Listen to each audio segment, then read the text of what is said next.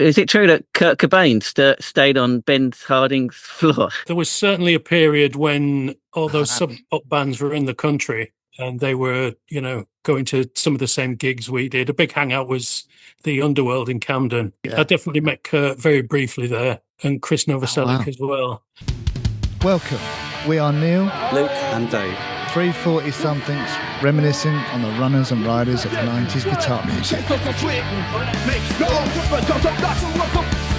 We look at the bands who soundtracked our youth on both sides of the pond and interview some of our heroes from the bands that defined a generation. You'll hear about the good, the bad and the ugly of 90s guitar music.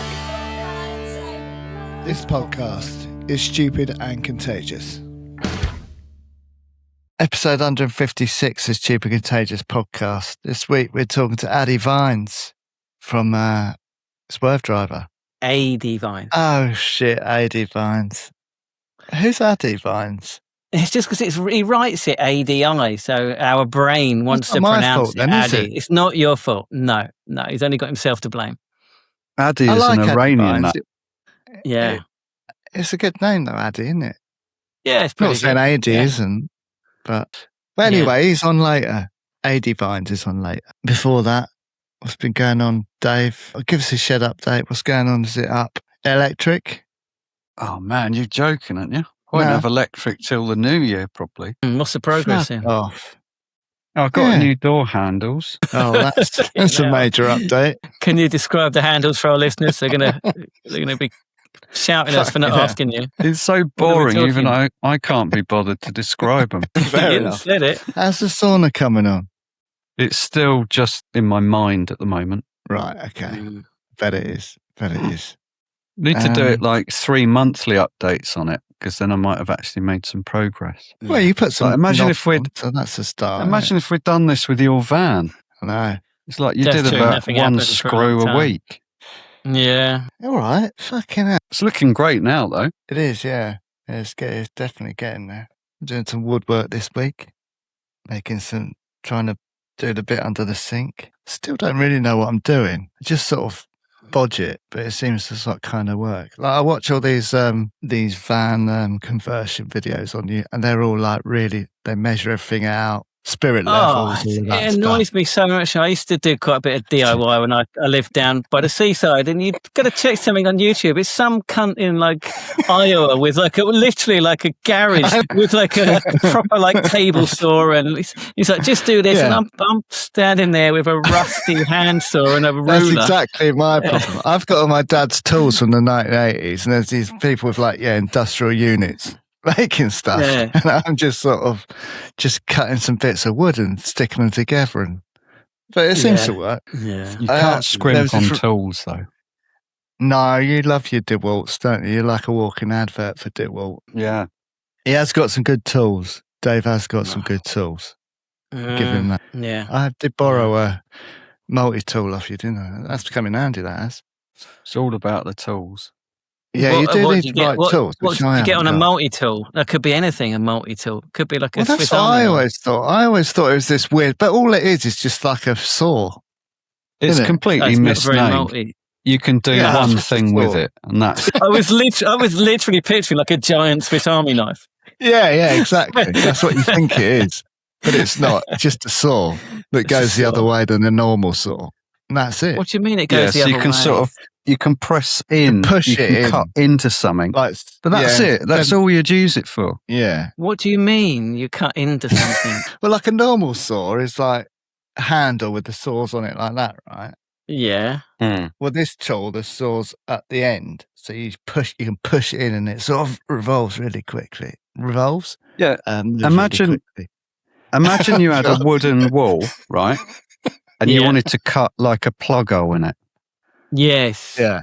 You couldn't use a normal saw, could you? You couldn't get in there, could you? But that's when you get out the multi-tool. The multi-tool.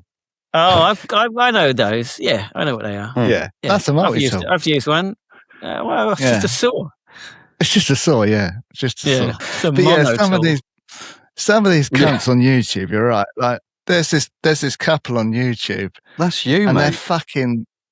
You're a cunt on YouTube. No, but they're just so. I am a cunt on, but I'm just saying that these other cunts on YouTube, Like they weigh everything they put in there, so they know exactly how much weight is going in. Like, to ridiculous. They're weighing what they're degree. putting in their van. Yeah, right, so yeah. what's that? So they can exactly. calculate like the petrol usage and shit. Like, So they've got exactly the same on each side and stuff, and it's just like, for fuck's sake, man. You're soon going to learn why they do that, aren't you? yes, you can. When you topple off a cliff. Exactly. Yeah.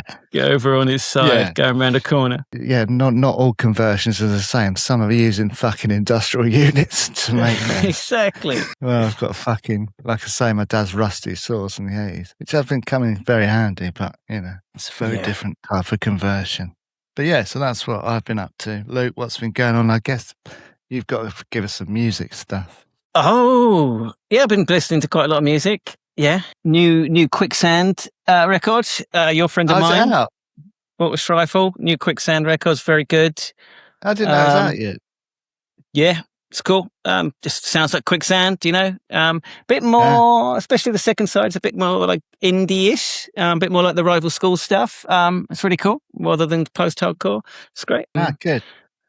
Been listening to that. Been listening to the new Downtown Boys album. I haven't got a copy of the record yet, but that's really good. If anyone hasn't heard them, give it a listen. Downtown Boys. Downtown Boys, great kind of political queer punk band. They sing in Spanish and English. Just a really fucking cool band. I've got all of the stuff basically. The new album's out.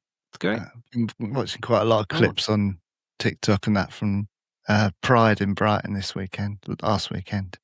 It's always Did you go? Didn't go, no. But I think Holly Johnson was there. He did Power of Love with the Brighton Gay Choir. It was brilliant. I love that song anyway. Yeah, I do love that song. It's a classic, isn't it? Good. Bit weird when it's not a Christmas though, isn't it? Because although it's not a Christmas song, you do sort of associate it with Christmas now. Yeah, that is a good one. But it looked good. It's always a good time, isn't it? Yeah, well, I saw the Brighton Football Club controversy over the Pride stuff. That's the only thing I saw about it. Oh, go on. I didn't see what happened? That. Yeah. Oh, it's not a controversy. It's just cunts on Twitter, basically. They just put out a tweet or whatever saying Happy Pride and add like a picture, not a photo, just like a picture of like two guys kissing, one in like an away top, one in like a home like Brighton top. And they had to remove it from Twitter in the end because the comments got out of hand. Basically. Why? Because homophobia. Homophobia. Look, even because it's Twitter. It's Twitter. That's why. Yeah. It's a cesspool. Yeah. I mean, if Brighton can't do it, I mean, what football club can, for fuck's sake? That's ridiculous. Yeah. Speaking of that, I was in Tower Records at the weekend, and I was wearing this. I was just wearing like Gorilla Biscuits t-shirt, and this American guy is like, "Hey man, nice shirt." He's like, "They were in Japan a couple of months ago." And I was like, "Yeah, I went to see him." I started with a bit of a chat, and he's like, "Where are you from? Australia?" I'm like, "Oh no, I'm from England." He's like, "England? Is it your place is being overrun by the Muslims?" And I'm like, "Oh man!" No, I don't think so. I don't think last it is. time I checked. He's like, "What do you mean? Are you saying it's not true?" I'm saying, "Yeah, it's not true." That's exactly what He's like, "I don't know, man. I don't know." I've never been there, but I don't know. I mean, it was mad. And he started going about, what else was he going about? Yeah. I did an IRL encounter. It was good, man. It was good. Fucking hell, man. I hope you put them straight. Oh, I did. It's just not true. No. Yeah, I watched a bit of, there's quite a lot of footage of the old Oxford debate with Tommy Robinson, and it's good, man. It's he's standing there with the Quran just talking shit. And then all these people that actually know what it means just come on and say, well, no, that's bollocks. And then they just read another bit and say, what about that then? And he's just going all red like he does. It's still all giving him oxygen though, isn't it? Exactly.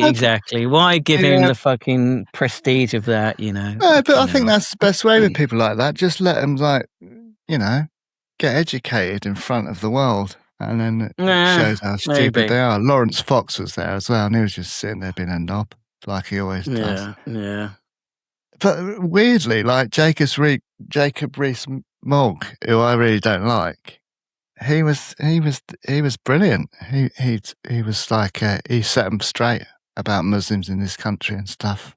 Educated them for like half an hour. It's brilliant. There you go. Watch it if you can. It's good. All right. Covered music, politics, and shed. So, should we get into this week's episode? The Holy Trinity. Let's go. Let's get on it.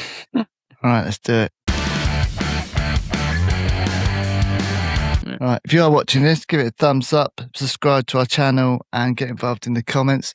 Just hit 2,000 subscribers on YouTube. Still going after Justin Hawkins. He's on about, he's probably on about 750,000 now. So Okay.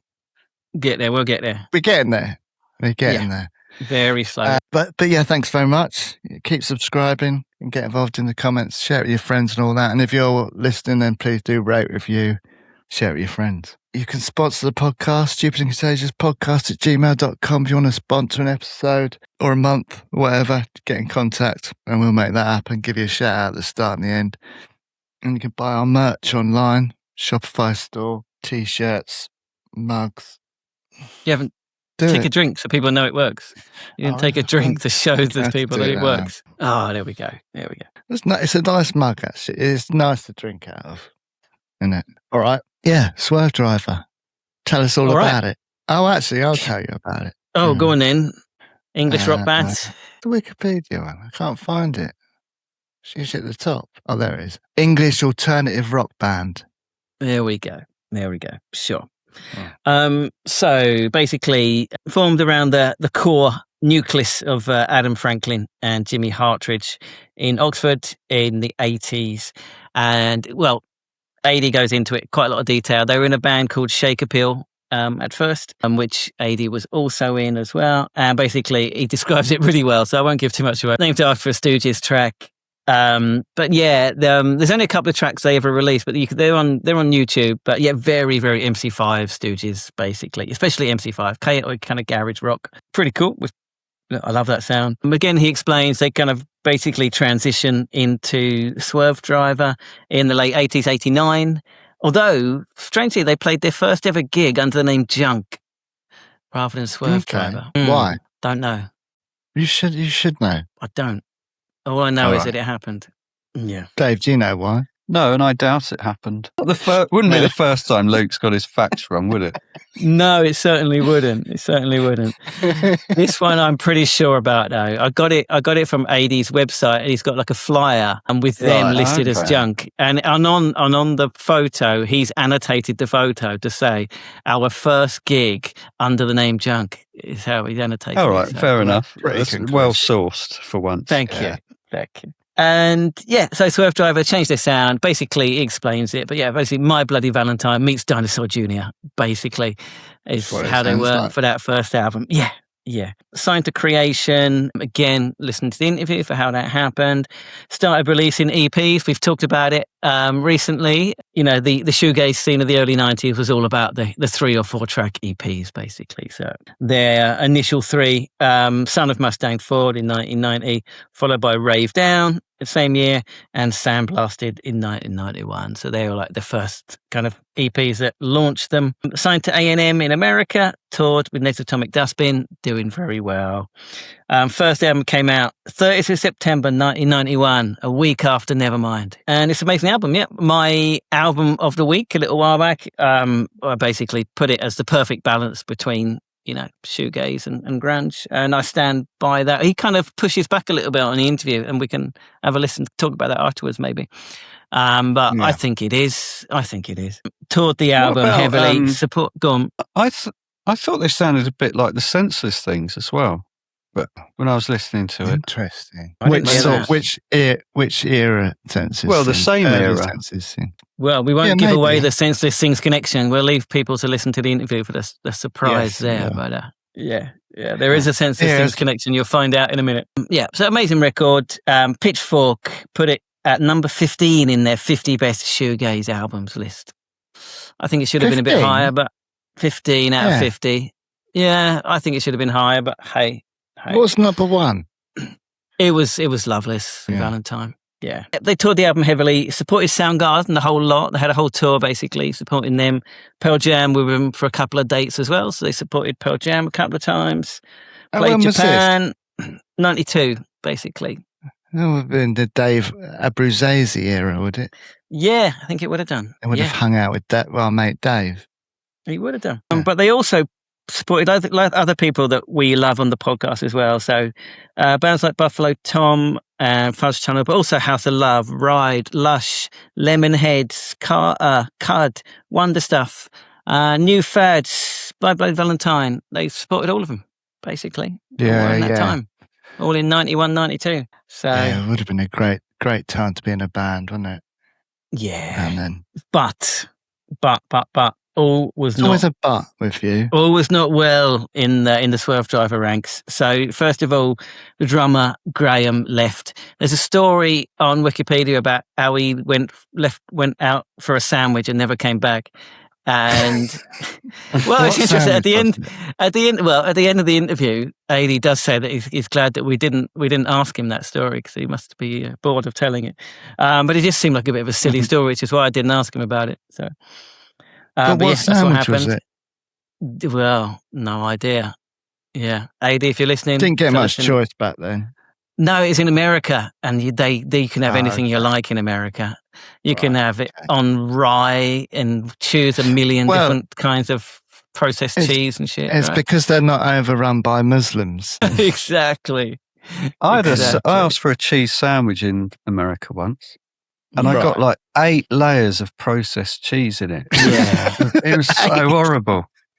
I was in America and I went into a restaurant and they asked like what cheese I wanted, and they gave me like 8 choices. I'd never heard of a single one of the choices they offered me. Didn't know any of them, and they were all processed things, basically. Yeah. It's not good, is it? No. So he left for his sandwich, didn't come back. But also, our hero, today's guest, AD, also left at the same, just after actually. Not for a sandwich. Not for a sandwich, no, but to form a band called Skyscraper. He talks about it in an interview, but basically pretty successful band, a bit more like British rock, basically, slight kind of metal-y kind of rock edge, really cool. We're going basically from then, 92 to 98, big among the Kerrang and Metal Hammer crowd. Yeah, signed to Food Records, amazingly. And played with loads of cool people. Again, people we love on this podcast, Mega City 4, God Machine, Therapy. Yeah. He mentions Rage Against the Machine in the interview, so listen about that. And so it went on, pretty successful career, basically, in Skyscraper. But SwerveDriver kept going. They recruited Jez, who was the drummer in 530, to be the new drummer, to replace the Sandwich guy. Okay. Yeah. Yeah, and a new bass player to replace AD called Steve. Apparently, both of these were recruited by them basically going up to them in pubs. So, like the drummer went up to like, Adam just said, "I'm a drummer. Can I be in your band?" He's like, "All right." And the bassist did the same thing. It's like, yeah, all right, sure. Take a chance, don't you? Take a chance. So, his second album came out in 93, Mezcal Head. Now, number 10 on Pitchfork's list of top 50 shoegaze. Hang on, what's going on there? Yeah. And it's slightly more indie rock than shoegaze grunge. I hear quite a lot of Sugar in that second album. It's good though. Right. It's good. It really is. It's good. Like it. Again, toured it a lot, supported the Pumpkins, etc. They had a third album, Ejector Seat Reservation, in 1995, but basically they were dropped by all of the record labels, and that was it for a while. They did kind of soldier on and release a fourth album in 98 called 99th Dream, but it didn't really do so well. And by then they were pretty much like an indie rock band. Split up in 1999, but reformed in 2008 to play live. 2 more albums since then. 2015, I Wasn't Born to Lose You. 2019, Future Ruins. And they're basically still going, still around, still playing gigs and stuff like that. And there's some pretty exciting news coming up about releases and stuff like that. So listen to the interview for that. I think it's probably an exclusive. I think we got the first announcement. I think it is, actually. Yeah. And it won't be our first exclusive, would it? It certainly won't be our last. No, it will not. So have a listen till near the end of the interview for some exciting news on that. And yeah, that's it. Addy, he talks about his job at the start of the interview, so I won't talk about that. But yeah, he's also mentioned his website at the end, which I've been kind of having a look at the last couple of days. It's great. It's great. We've got loads of really cool like photos and flyers and stuff from the early 90s from SwerveDriver. His writing is pretty good as well. There's a great, Matt Jammy, if you're listening, there's a great piece on Hawkwind. Have a read of that. But here's one that caught my attention. Have a listen to this. 10 things you don't see at gigs anymore. Okay. Right. Shall I say? I'll do one. Well, this was written, you got to bear in mind, this was written in 2008. And some of them are kind of a bit technical and geeky, so I'm not going to go through all of them. But yeah, see if you can guess a couple. Okay. I've got some. Cigarettes. No. Probably were still there in 2008. No, they weren't. The ban came in 2006. How did you know that? Because I was there. Okay, it's not on there. Well, Dave, what's your guess? Kind of. Number one is fighting, basically. Mosh pits are still there, but basically not like actual proper fighting and people getting their heads kicked in. He says that's gone. Good. Yeah, good. Monitors, wedges. Yeah, maybe. Floor wedges. Maybe. He says a couple of technical things I don't really understand. He's got tuners and something called a JC120, which is something to do with the things you're talking about. It's an amp, I think, isn't it? I don't know. I'm not sure. Okay, he's also got gobbing, dry ice, curly leads. That's true. You don't see curly guitar leads anymore, do you? Yeah. Well, you don't really see leads anymore. A lot of guitars are wireless now. Fuck off. So that mean like fucking Slash playing on top of the cliff could be possible nowadays? Yeah, well, if you watch, he goes from one side of the stage to the other. He ain't got a lead. He's got like a little pat. Yeah. There you go. My favourite one, singers climbing PA stacks. You're not allowed health and safety, isn't it? Well, also, he says that away, don't they? PA cabinets are smaller than they were before. And I said a lot of them are like hung suspended from the roof. They're not like a big that's stack of things on the stage. That's true, actually. Yeah, they're different design. Yeah. Interesting. There's a few good observations from AD there. Get involved in the comments if you can think of any more that you. Yeah, any more things you don't see at gigs anymore. Yeah, gigs anymore. All right, should you have a listen to the interview and then we'll come back afterwards. Here's AD Vines from SwerveDriver, Skyscraper. Enjoy. Adrian, or what do you prefer to be called? AD, really. Yeah, ADI. Everybody's called me AD for years and years. We'll call you AD then. So AD, thanks so much for coming on. That's my pleasure completely. It's good to be here. I've been listening to the podcast since the early days. So that's so fucking mad, man. That blows my mind. A couple of years, something, isn't it? How did you come across it? My friend Ben Harding, who was in all really early guest. Yes. Well, me and Ben were flatmates. About maybe 10 months a year back in the early 90s. So I saw on his Facebook that he was going to be on here with you guys. So I listened to that one and I've listened to loads of them since. Very much enjoyed it. So thanks for doing what you do. Oh wow. So were you there? Is it true that Kurt Cobain stayed on Ben Harding's floor? Were you there?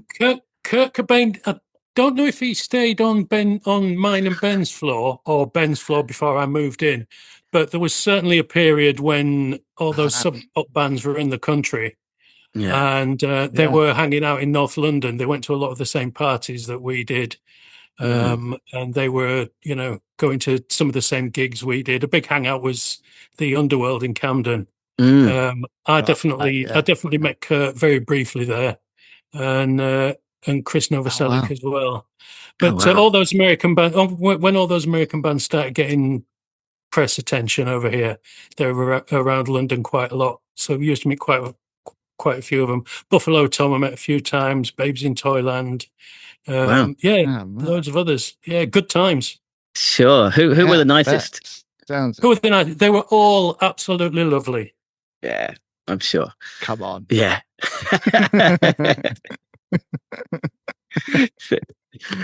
Yeah. What are you up to these days? Are you still doing music in the industry?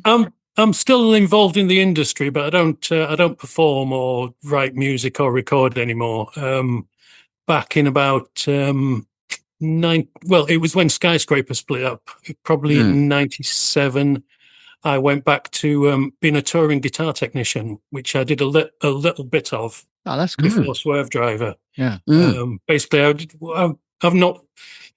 When Skyscraper split up, I'm like, well, what am I going to do with my life now? You know, the only skills I had was messing around with guitars and amps and effects pedals and things. And I'm like, well, how can I make a living out of that? So, yeah, be the touring guitar technician. I've been doing that full time since, as I say, the late '90s. Still doing it now. Just finished doing a couple of weeks ago. I finished doing the Sugar Tour. Oh, wait, wow! Yeah, fuck me. Yeah, that's a big one. Bob Mould being a old hero of ours. It was really great to be able to do it. And it was, it was loads of songs from Copper Blue and Beast, as well as a load of deep cuts. So it was a real interesting choice of songs, and it was obviously great to work with that band. Yeah. Yeah. Did you get to meet Sir Bob? Yeah, well, absolutely. Yeah, we were traveling together each and every day. And obviously saw each other on gig days. I sat down and had plenty of chats with him, have cups of tea and things. Oh, man. He's a very nice man. I mean, I first met him. He's a big SwerveDriver fan. He came to our gig in, I'm going to say, Hoboken, New Jersey in early 1991, one of our first gigs in the US. Yeah, really nice chap. Very How was that? Because you were young at the time, and you go to America, and Bob Mould turns up at your gig. How was that? I know. Yeah, a bit nerve wracking, to be honest. But I mean, he's such a very. He's not he's not a real outgoing. He's kind of like shy and he's kind of like quiet. Yeah. So it's not like you had someone coming bursting into the place, forcing their personality on you. He was quiet, very well spoken, very interesting, very enthusiastic. It was an honor that he was there. Wow! Oh yeah, amazing. That's amazing. Yeah, that is great. yeah. Hanging out with Bob Mould. So anyway, yeah, that's what I've been doing since I gave up playing in bands. Is been a touring guitar tech. Done everybody from Sugar to done everyone from The Prodigy, Ash, Feeder, Lily Allen, Sex Pistols, Darkness, Bush, Radiohead, Muse. Anyone who'll employ me, really. And I really enjoy it. It's a way to stay touring and to stay around music. That's it. But not actively be involved in it. I don't think I could do a proper day job. I tried doing that during COVID and didn't enjoy it very much. Yeah. I know absolutely nothing about music, basically, like the technical side of it. What does a guitar technician do, and how is it different depending on whose guitars you're doing? Come on, help me out. Well, basically, you go on tour with bands and you look after the actual backline that the band use. None of that stuff that hangs from the ceiling, lights and big PA stacks and all that stuff. It's the actual stuff that the band use. You set things up for them. You do maintenance. You run the show, doing guitar changes. Tuning things, just basically making sure the show runs smoothly, and packing it all away in and leaving. And it means that they can turn up. Yeah, they can turn up like a rock star and just plug in and go, there you go. I sound exactly. amazing. Yeah, because I mean, you get to a point. You get to a point if your career is successful that you don't have the time or maybe the inclination to do that yourself. So you pay people like me to do it for you, So everybody wins. Yeah, as you say, they get to have an easy day, and I get to be gainfully employed. Sure. Wow. Yeah, that's great. Sure. All right, then can we go right back to the end of the 80s and the pre-SwerveDriver incarnation of the band? Can you talk about that? Shake Appeal, you mean? Yeah. Shake Appeal were a local Oxford band. I mean, I'm not from Oxford. I was born in a small town up north, halfway between Leeds and Hull, and I moved to Oxford in must have been January 1986. Basically, there wasn't much happening around where I lived, and I wanted to go somewhere where there might be a bit of a scene happening, where I could hopefully get involved with bands. And I had a couple of friends from Oxford, and they encouraged me to move. So I moved down there, and I thought because of the university, there was a polytechnic there and a college of further education. So I thought, with like that many young people in one place, there's bound to be like a really happening music scene. You know, it'll be really vibrant. So I moved down there in early '86, and I found that wasn't necessarily true. Certainly, you were a bit early, weren't you? Yeah, a couple of years early for that. Yeah. The thing is that Oxford University itself is very the old-time university. It's very insular. There's a big divide between what they call the town and the gown. Right. So it took me a few months to find out what was going on in Oxford and meet people and find out where the venues were and who was playing and who was in bands. But I eventually did it. And as part of that process, I put a notice up in the local music shop saying, bassist available. Old school. You must have done that yourself, Neil, at some point, trying to find other people to play with. Yeah. And I think I mentioned the Stooges, I mentioned the Velvet Underground and Hawkwind as musical influences. Sure. But I also put things like that I was interested in leather jackets and Marshall stacks and distortion and feedback. Sure. So kind of like so people knew what my vibe was. Yeah. So I put that notice up in the local guitar shop, and a few days later, Adam Franklin came and knocked on my front door. Wow. Because he'd seen it. And he told me he was in this band called Shake Appeal. They didn't have a drummer. They didn't have a bass player at the time. And would I be interested? So we had a nice chat. I mean, I'd seen him around town, so I recognized him. And I'd also actually seen Shake Appeal live a couple of times by that point as well. And they were named after a Stooges song. So they were named after a song on Raw Power, the Iggy and the Stooges album. And it was quite obvious that they were influenced by Iggy and the Stooges and the MC5 and 60s garage punk, all those bands that were on like the Nuggets and the Pebbles compilations, 13th Floor Elevators, the Seeds, people like that. So I could see where they were coming from, and I thought they had potential, but they were quite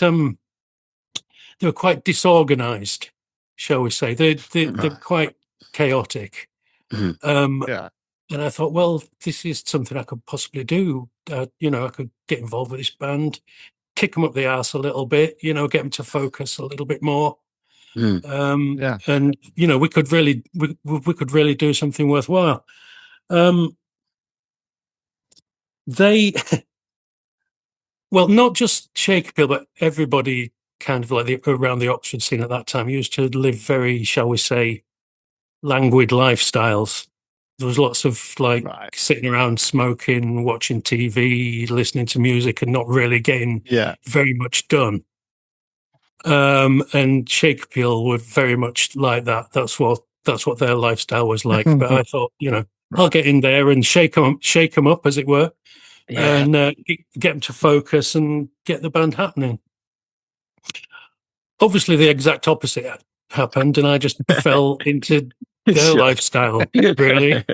And we just became kind of like, we were just kind of like this gang of stoners who happened to be in this like noisy psychedelic rock band. Lots of power chords, lots of wah-wah, lots of guitar solos. We did that. So I must have joined Shake Appeal later. You managed to put out one single, right? So you got yourself together enough to do that. Yeah, we put out a 1 7-inch single on a label that was run by one of the journalists from Sounds magazine. I mean, he did all the work, obviously. Right, We wouldn't have known, we wouldn't have known what the hell to do, even if we could have got ourselves out of bed. We also did a couple of tracks for a local compilation. There was a local label that did a compilation for local bands. We had 2 tracks on that as well. So we did do some recording, and we did a fair amount of gigging in and around Oxford as well. But as I say, you know, Shakespeare were always fairly chaotic. So the gigs were always fairly chaotic, really. Right. I think Adam told me about one time we did a gig, and he looked up, and the only other member of the band he could see was the drummer, because Graham, the singer, was off in the audience somewhere doing his Iggy Pop thing. Jimmy Hartridge from SwerveDriver was the other guitarist in Shakespeare. He was lying flat on his back playing. I don't remember this, but Adam swears it's true. I'd climbed the PA and was playing, sat on top of the PA. So the only people on the stage were Adam and the drummer. That was the kind of thing that Shakespeare used to get up to. I remember another time, I decided to jump off the stage. But unbeknownst to me, Jimmy had also decided to jump off the stage at the same time as well. So he landed on top of me, face planted himself into his guitar. The next day he showed me there was a row of teeth marks across the back of his guitar where he'd bitten his guitar, where he'd landed face down. So that was the rock and roll. Well, you know, Shakespeare was so into the Stooges, and the legend about the Stooges is that they were always completely off their faces when they played their gigs. Sure. And their gigs were always kind of like really wild and really chaotic. That's what we thought gigs were supposed to be like. So, you know, when we used to play, we used to be in a little bit of a state. You know, there was plenty of smoking, plenty of drinking. And that was how we thought was the right state of mind to go and play as Shakespeare. Sure. It was but having said that, how did that evolve then into SwerveDriver? How did you kind of mature into SwerveDriver, let's say? Well, after doing that for kind of like 18 months, despite putting the single out and having the 2 tracks on the local album, we hadn't really got anywhere. We were still doing the same thing that we were 18 months before, playing in Oxford once every 2 months and not really getting anywhere at all. I mean, it didn't stop us being voted the best new band in a local listings magazine. There you go. It's all right. But on a day-to-day basis, nothing in the band had really changed. So we decided that we had to kind of change things up and do something else. Really, I mean, at that time, there was kind of, I'm trying to remember the name of the band now. Kind of like Zodiac Mindwarp and the Love Reaction. And those bands from Leicester, you know, those Grebo bands from Leicester were kind of like doing a dirty rock and roll thing. And like Spaceman 3 were doing the tripped out wah wah thing. So we'd kind of been outflanked a little bit, really. And it was obvious that Grebo thing wasn't going to last. You know, the bubble was going to burst eventually. So we had to work out a way to move on. And at the time, mid to late 90s, there wasn't really 80s. Sorry, So, yeah. Kind of like the best of the post-punk bands had either signed to major labels or were on their 8th album and had diluted themselves. There wasn't really much music around that was exciting us. I think the only things we were really into were, I don't know, the Jesus and Mary Chain and Husker Du. Right, sure. Up until probably about it will have been 1988, the last year of Shakespeare, when we heard 3 things. We heard You're Living All Over Me by Dinosaur Jr. Yeah. Daydream Nation by Sonic Youth, and Isn't Anything by My Bloody Valentine. Yeah.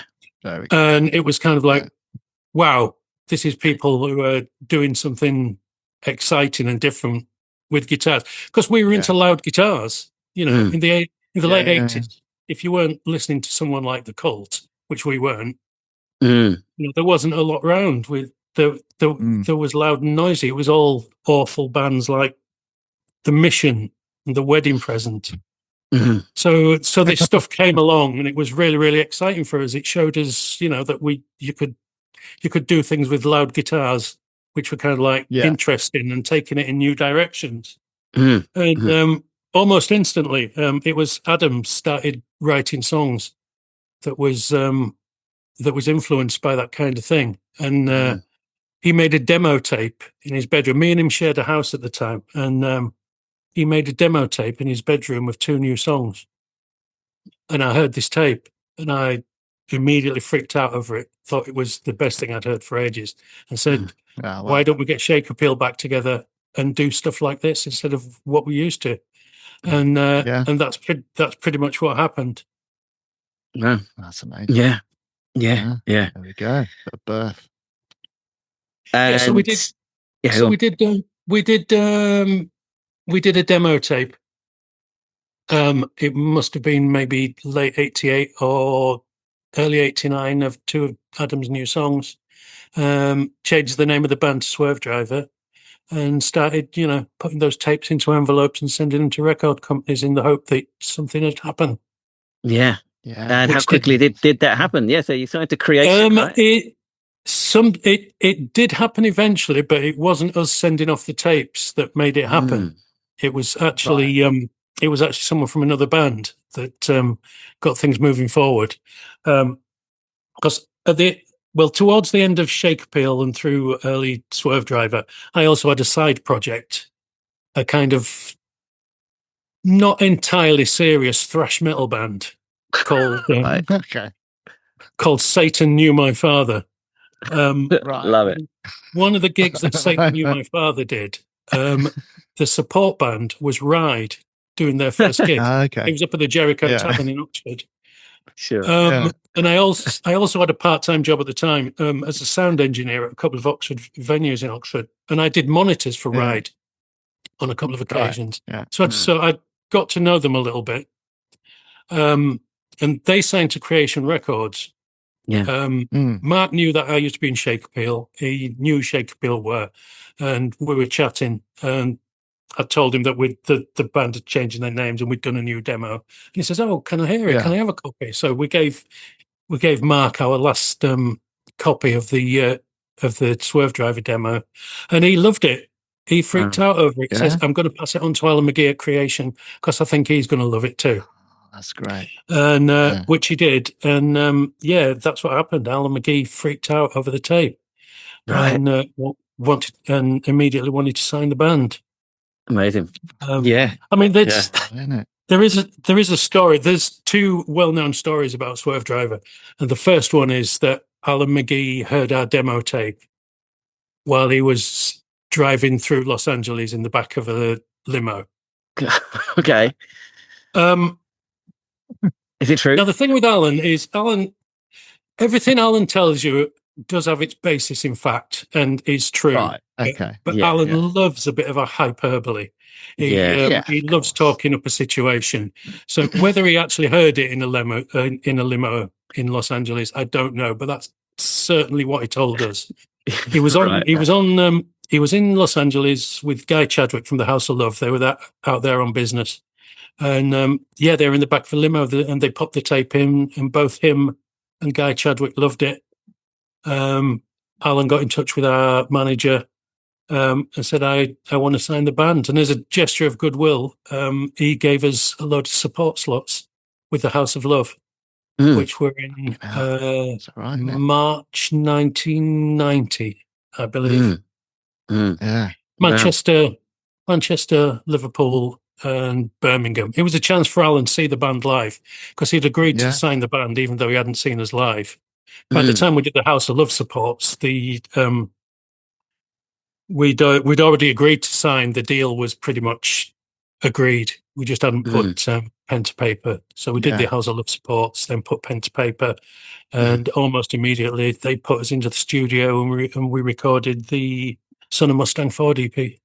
That came out in July 1990. Amazing. It was pretty quick. Yeah, It was really, that is. Yeah. We were quite lucky. I mean, it meant that we got to bypass that stage that lots of new bands do, where they go and play around the country for. I was just about to ask that. So you didn't do that, but you'd had the 3 honing years your in Shake material. Appeal, right? But you'd had Shake Well, Appeal, right? Done your groundwork. Well, we know how lazy Shake Appeal were. We did a little bit of that, but that's right. But not too much. Right. We played in London a few times, but that was about as far as we got. We never went around the country doing it. We didn't have a manager. We didn't have an agent. We didn't have a proper record company. So, and we were stoners. We had no idea how to do that ourselves. Sure. So, because of Alan's interest, we kind of like got to cut out that early stage of slugging around in a van. But Creation Records were on fire at that time, though, weren't they? They were just hitting every single target. I mean, it must have been pretty exciting to be around. It was. I mean, we didn't initially see ourselves as a Creation kind of band. We thought we'd be more suited to a label like Blast First, someone like that. You know, who had Dinosaur and Sonic Youth and the Butthole Surfers and a few interesting British bands as well, you know, like AC Temple. We thought we'd fit better into that kind of thing. But none of those other companies, including Blast First, got back to us, and the Creation thing happened. So it's like, let's go for it. In fact, that's not quite true. Blast First then got back to us after the buzz had started around the band because of Creation's interest. People started getting back to us, and we're like, well, sorry, we're going too late. But great label. And I mean, not only was there some great stuff come out on the label at the time we signed, the stuff which was to come is just like just a year later incredible. or so. Absolutely incredible. That run of releases between 1988 and 1994. Pre-Oasis, when it all changed, is just amazing. I mean, were you hanging around the Creation offices and bumping into Bobby Gillespie and stuff? A little bit. We didn't get involved in that famous kind of like going to the office parties scene. That was a little bit before our time. Okay. That had kind of like ceased by the time maybe it hadn't ceased and we just didn't get invited. But we didn't go to any of them. But I mean, the Creation offices were kind of, they were a little bit of a hangout as well as an office, really. Yeah. You used to go in there, and you'd go in there, and someone had spent a lot of time and energy going through what must have been hundreds and hundreds of books and magazines, cutting out pictures and images that they thought were kind of like inspiring or iconic, so that all the walls in all the rooms in all the offices were covered in pictures of, like, you know, musicians, supermodels, actors and actresses, stills from classic films, posters and graphics that they really, really liked. It was like this really artistic environment as much as it was kind of like, you know, a business environment. And the people in there were all, you know, they were all music fans. They were all people, a lot of them were people that Alan had known for years. So it was always great to go in and talk to people. Ed Ball, who was one of the office seniors there, who was in the television personalities in the time, you know, he was a great character. He was always great to talk to. And you find people working in the back offices doing the publicity and marketing and things. And they were all like these oddball characters who were like really enthusiastic, really great to talk to. The social scene around the record company was really vibrant and really important as well. Very much part of the label's identity, I think. Yeah. We always used to really enjoy dropping in there. Yeah. That sounds great. Those first singles or EPs, they were great. I mean, did you get a good reception straight away? It seemed to happen so quickly. One of the other good things about being on Creation was that it immediately gave you a profile with the music papers. So we were very quickly, our first articles in the NME and the Melody Maker were only a couple of months after we signed to Creation. And Son of Mustang Ford got pretty good reviews. I mean, the press were pretty, on the whole, pretty supportive of us, to be honest. There was a couple of exceptions, but on the whole, really good. Rave Down went really well. Yeah. And both those EPs charted, of course, and yeah. And we toured a lot. We toured a lot in 1990. I think pretty much from the release of the Son of Mustang Ford EP in July, we were pretty much busy all the way to Christmas. We did a lot of gigging. We made up for all those years that we missed being in the band Yeah, I was before gonna by say. doing them afterwards. Yeah. So it was a really hectic time. Yeah, as I say, everything happened for us really quickly. It was really exciting, and the band took off really. Yeah. Outside of the creation bands, how about the other bands from the scene? Were you all hanging around and supporting each other and stuff like that? Was it good, well, I mean, kind of camaraderie in that? Yeah, when Shake Appeal became SwerveDriver, there was a conscious effort. We thought we might fall into the same trap that Shake Appeal did and just become a lazy local band. So we all moved from Oxford to live in London towards the end of '89. Well, actually, I moved mid 1990. The rest of them moved early '89. So we all lived in and around Camden Town. So we were in. We hung around in those venues like the Falcon, the Underworld. Making forays in the West End to, we saw gigs at the Astoria and the Powerhouse, those kind of places where we used to go because we were just doing what we enjoyed, which was going to gigs and hanging around with people in bands, people we had things in common with. So you used to go into the pub and there'd be the Faith Healers would be in the pub, and so would the God Machine, and so would Milk. I had Austin from the God Machine.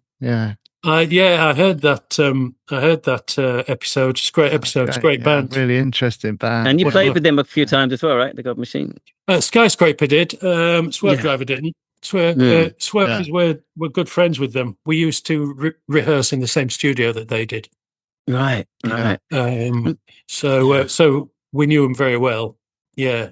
I'm trying to work out the Ben Harding connection. How did you end up a flatmate with the Senseless Things? Well, that was when we went to record Raise. We recorded at a place called the Greenhouse Studios, which is near Old Street in London.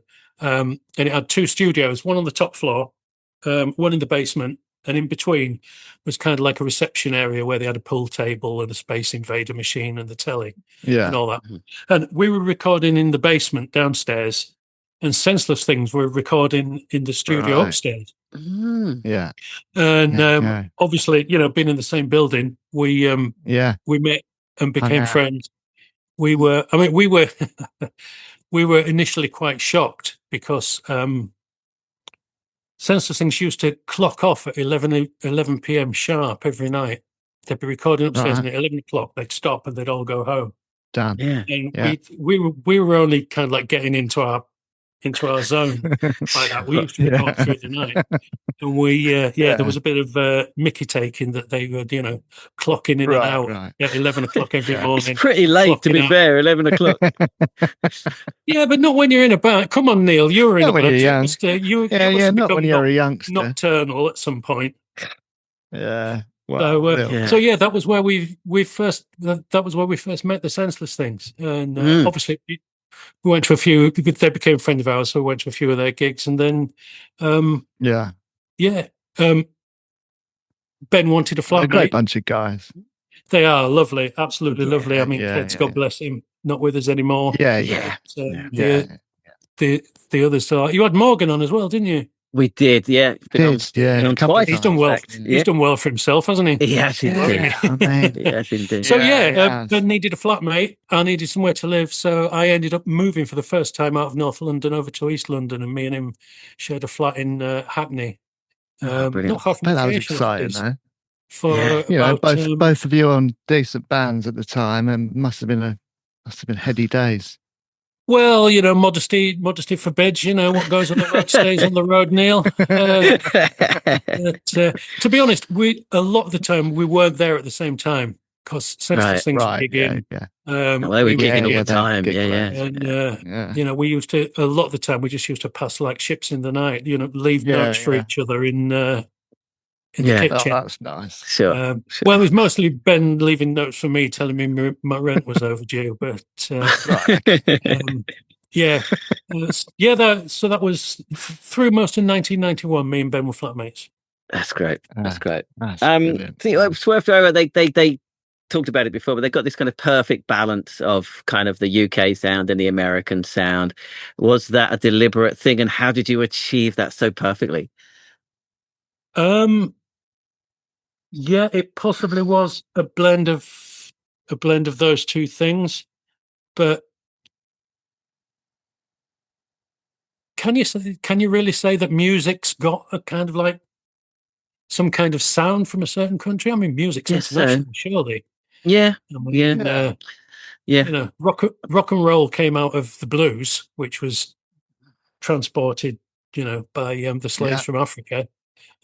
True.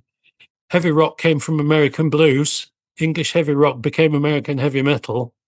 It's the whole thing's very homogenous. Well, you got accused of sounding American, though, didn't you? Basically, we did, and we never denied the fact that it was Sonic Youth and Dinosaur Jr. and My Bloody Valentine that kind of like initially inspired us to do something different.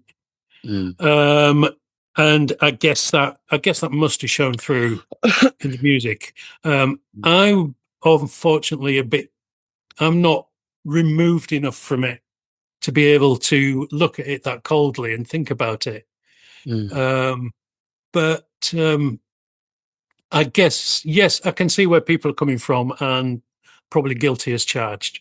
Really, sure. But it wasn't just the music, like the car culture imagery and stuff, especially around that first album, those first singles. That was all part of it as well. It had a very American feel to it, right? It was, but I mean, Son of Mustang Ford is the only car song.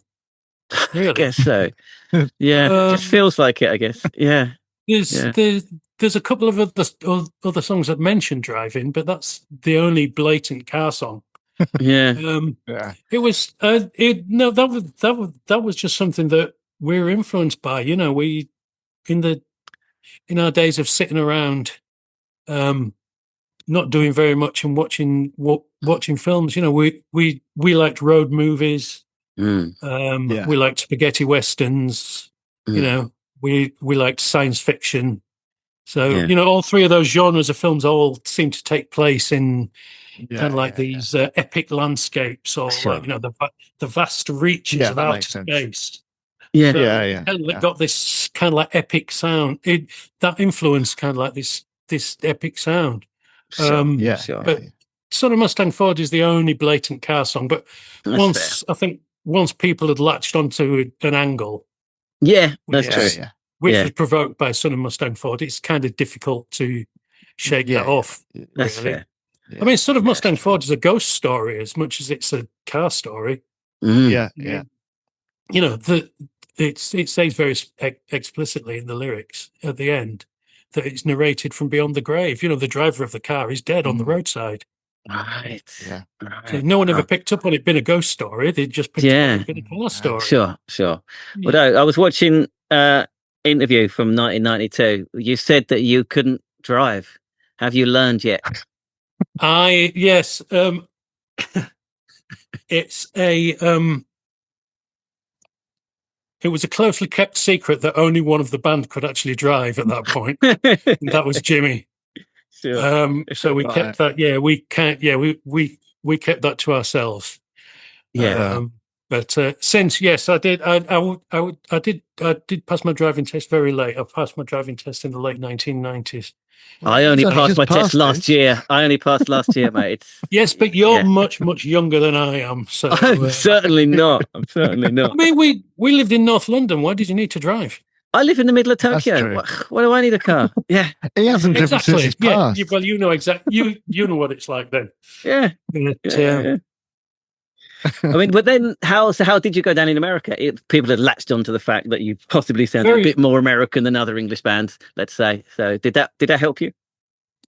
It did, yeah. It got us our American record deal very, very quickly. Yeah. There was a lady called Julie Pambianco, who was A&R for A&M Records in New York.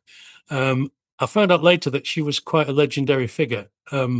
She was responsible for signing both REM and Husker Du to Warner Brothers. Wow. And I found out later that she also used to be a journalist for one of the New York music magazines, and I can't remember which one it was, New York Rocker or something like that. But it was the magazine that Bob Gruen was a house photographer for. And I also found out from Don Letts's book, which I've read recently, that she sold merchandise for the Clash at that stretch of gigs that the Clash did at Bond's Casino. So she was really locked in, kind of like the New York music scene for ages and ages.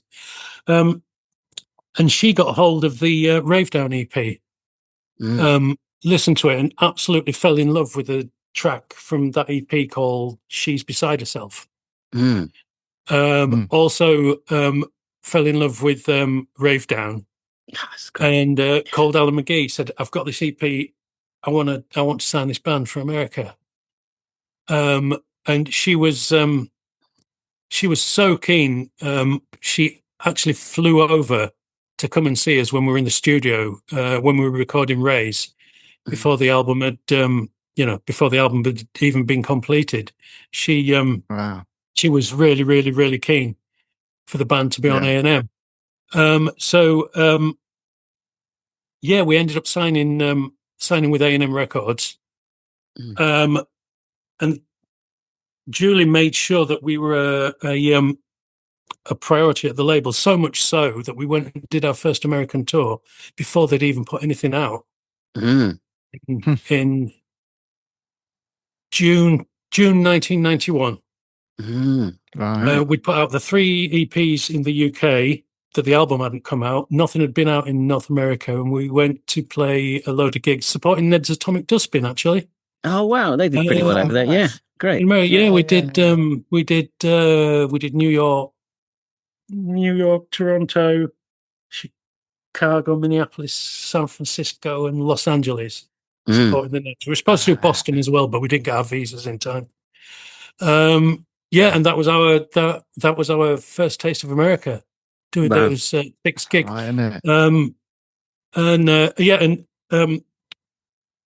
A&M worked us really, really hard, made us a priority, and that pretty much gave us a real head start in America. College radio went mad for it. And when we went out to do our own tour in January 1992, like a lot of the gigs were sold out already. Wow. East Coast and West Coast. It's a bit more difficult in the middle, in the Midwest, but so we've heard. It always has been, that's just the way it is. But I'm sure people out there heard elements of, what they were already familiar with in it. As well as our own thing. And it certainly worked. That's great. Well, let's talk about the album. Let's talk about Rays. Can you talk about recording it and getting the songs together and stuff? Well,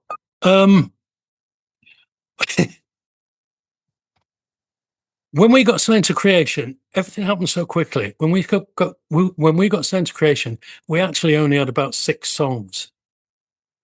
Right. About 30 minutes worth of material, which was fine.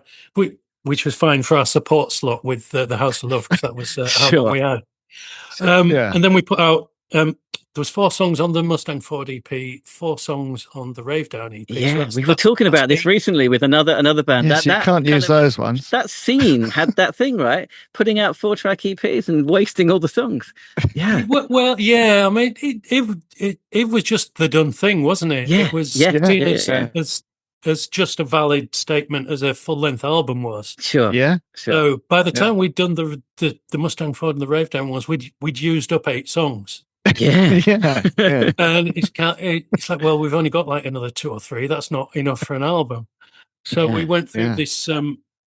We went through this intensive period of songwriting towards the end of 1991. Wow. In our little rehearsal studio in Camden, we set ourselves up with a Porter studio. Yeah, the old Porter studio always gets on mention. Oh, get that tape compression going. Sounds lovely. So we and we wrote maybe another 10 or 12 songs during that period. We were gigging in that period as well, so we used to go away, do gigs, then there'd be like 2 or 3 days we could do some writing, then later on there'd be another weekend we could do some writing. But it took place over kind of like 5 or 6 months. And that's how all the new songs came together. Wow. Do you have the ability to edit these recordings? yes. Neil's the guy. Okay. Do you know when this one's going to go out? Remind me then. Probably in a couple of weeks. Oh, we can do whenever you like, though. It's up to you. Yeah. There's something I can't talk about at the moment unless this goes out after the first week in August. Well, we can do that, can't we? Well, we can do that. Can you do that? Right. Okay. Yeah. Restart the recording. Yeah. Yeah, let's start again. Go on in. Yeah. So we did we had all these parts. We set ourselves up in a studio, mic'd up all the gear, fed it all through a monitor desk, and then summed it all up down onto the 4 tracks of Porter Studio. And that's how we kept track of our songwriting, ideas and how the songs developed and everything. And we recently, because this year, 2026, it's the 35th anniversary of Raise. It came out in September 1991. Wow! So we wanted to mark the anniversary of it somehow. And we said, well, what about those old Porter Studio recordings? Are any of those any good? We thought maybe we could do like a double-sided 7-inch of 2 songs as a special anniversary issue. Wow. So we got the Porter Studio out, blew all the dust off it, and I'd listened to all the old tapes, and they sounded great. Wow. Really good. Of course, So later on this year, we're going to issue the Raise demos as an album. Oh, wow. All these original recordings that we did in the rehearsal studio. Is there anything unheard on there?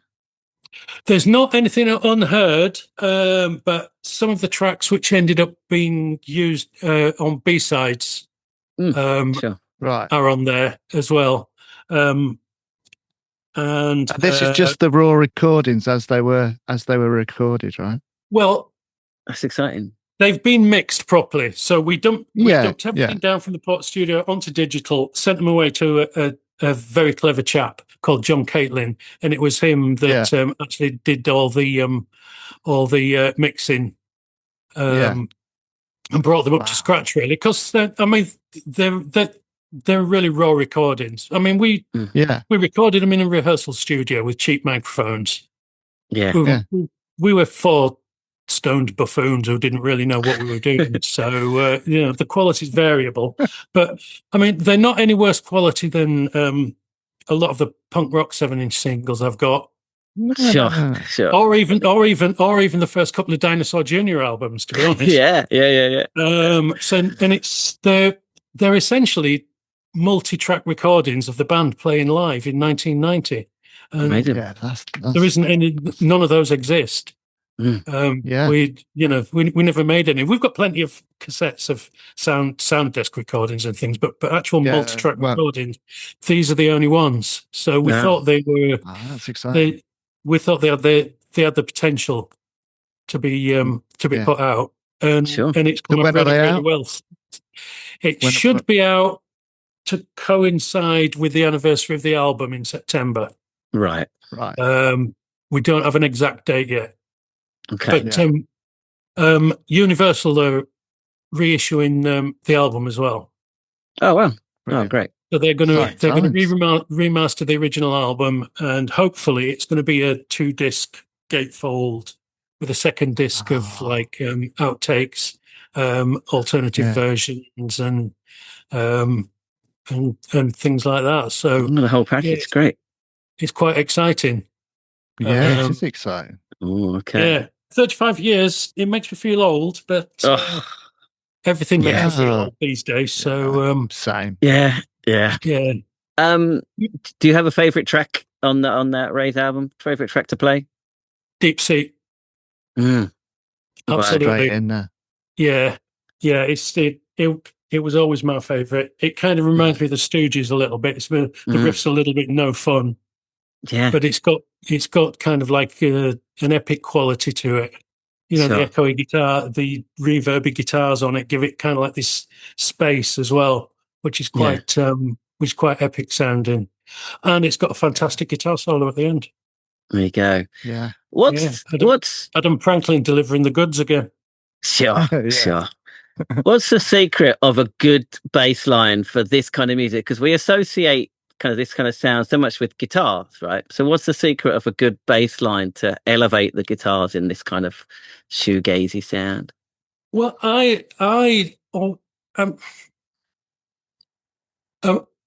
when I joined Shake Mill, I kind of like gave them the impression I was a bit more of an accomplished bass player than I actually was. I mean, it obviously became very clear my limitations straight away, but it didn't seem to. You can't really. It didn't seem to affect things. Hide it. And when it came to SwerveDriver, it's kind of because the two guitars are really, they're kind of like really busy guitars. There's lots of kind of like counter melodies and things going on. That I actually thought that the bass had to be quite basic in order to be able to hold all that down. Yeah, I think so that's. I never aimed to, and never became a busy bass player. I always wanted to do kind of like being a little bit more solid. And creating a foundation for all these kind of like all this chaos to go on. Yeah, the foundation. Top. Yeah. So a lot of the time it's really simple, kind of like root note stuff. Really, I don't have any. Ideas about me being an innovative or even particularly dexterous bass player. I listened to the song and I did what was necessary to kind of like hold it down. That's the job of a bass player, isn't it? Like, but that's it. Sure. Busy bass playing can sometimes be a bit too much. Yeah, like you say, if you'd have had like loads of busy bass lines in that sound, it would have just cluttered it, I think. So there's something in knowing when to sort of drop out as well. So well, I'm glad that works. Thank you, Neil. I'm glad that worked. Worked for me. Sure. And you left SwerveDriver not too long after the album came out, right? What happened basically? We did the album. When did the album come? In fact, the album came out in September 1991. It came out the same month as Loveless. Wow. Nevermind. Right. And Screamadelica. Yeah. They were all. They were all kind of company. But that's a lot of competition. Sure, a little bit. Sure. I mean, the album still did well. I mean, it's still charted, and it's it still holds its own even these days. 35 years later. You know what? We do this album of the week like reel on Instagram. It's by far our most popular ever album of the week. Really, Instagram by a matter of. Yeah, it blew up almost. when that went out. Like, it's by far our most popular. Yeah. Wow. Oh, that's really great to hear. Thank you to everybody who likes, who appreciates it. Yeah, it's amazing. So that came out in September 91. Then we recorded the Never Lose That Feeling EP shortly afterwards. Which I think was possibly, along with Deep Sea, is the best collection of songs we've done. But it was after that EP, the sound of the band kind of like seemed to me to change a little bit. Right. It became kind of cleaner. And I get it. I get it. I mean, what both Adam and Jimmy were playing were sometimes quite complex, quite intricate guitar parts. Yeah. And I can see how all that getting lost in this kind of like wall of distortion that we had could have been quite frustrating. You know, they wanted to be heard. But to me, it kind of like it took away some of the weight of the band, some of the force of the bands, and I think the songs might have suffered a little bit. Obviously, this is just my opinion. Sure. So through 92, I kind of that became a bit of a source of frustration for me. And then after we'd finished touring Rays, we started to write new material for the second album, and it wasn't really floating my boat. To be honest. It. No. I wasn't feeling it. Musical differences. The old classic. Yeah, you've got to believe in what you're doing, otherwise 100%. The thing that it's worthless. So it was kind of a frustrating time for me. And during that time, I'd bumped into a chap called Vic, who was the singer guitarist in a band called Milk. Who I was a really big fan of. They were signed to Eve Records, which was the same record company that God Machine was signed to. It was run by Roger Cowell, the chap who was the promoter at the Falcon. They'd been one of my favourite bands in the early 90s. And I bumped into him during this period where I was a bit disillusioned with the Swervies. And we went for a pint, and he told me that he'd left Milk. And he was talking about how he'd got frustrated with Milk towards the end of their career, and I let it all spill out how frustrated I was feeling. And we ended up agreeing to have a little bit of a jam, you know, just so we could, you know, do something, keep our hand in, and like feel each other out. So for 2 or 3 months, SwerveDriver and Skyscraper kind of like ran concurrently. I was jamming with Vic when we weren't working for SwerveDriver. And it went really, really, really, really well. I loved Vic's guitar playing. I loved his vocals. His vocals were very different from Adam's. Adam had this real laid back vocal style, but Vic was really he had really strong, forceful vocals that had this like this gravelly quality to them, bit Kurt Cobainish. I really, really liked. And as I said, I really liked the way he played guitar. So we were jamming casually, and these songs just kept coming out. And I'm like, this is a good sign. This is like really, really good. And I was really enjoying it. I mean, it may have been a bit of a honeymoon period, like you always get at the beginning of any new band. Something new. And one day we started jamming on this riff that we had, and it was a song that ended up being Choke, which was the first Skyscraper single, and we were jamming it for ages and ages in the rehearsal room, really, really enjoying it. It's got like the kind of this pedaling, really insistent minor key riff in it. And when we took a break, the staff in the rehearsal studio that we were using went, "What was that you were playing? That was great. That was incredible. It's kind of like, you know, it's almost kind of like heavy metal, but it's not. It's kind of like a little bit, it's almost like a little bit dancey because it's got this groove going to it." And I'm like, there's something happening here. The chemistry is really, really happening. And I'm like, this might be a bit of a crossroads. This might be one of those things that fate sends your way. And you either have to grab the opportunity because it might not happen again, or it might have just been an opportunity wasted. Yeah.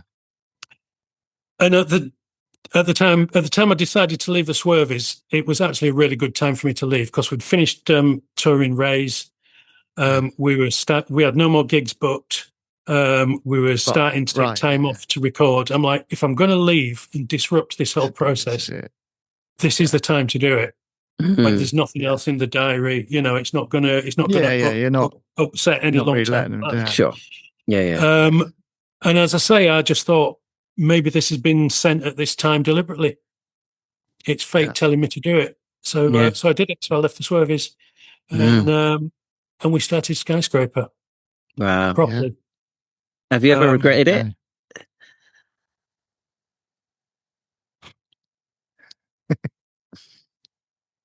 At the time, no. Knowing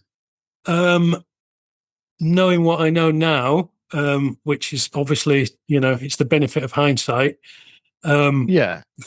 Skyscraper ended up failing in the end. It possibly wasn't the right.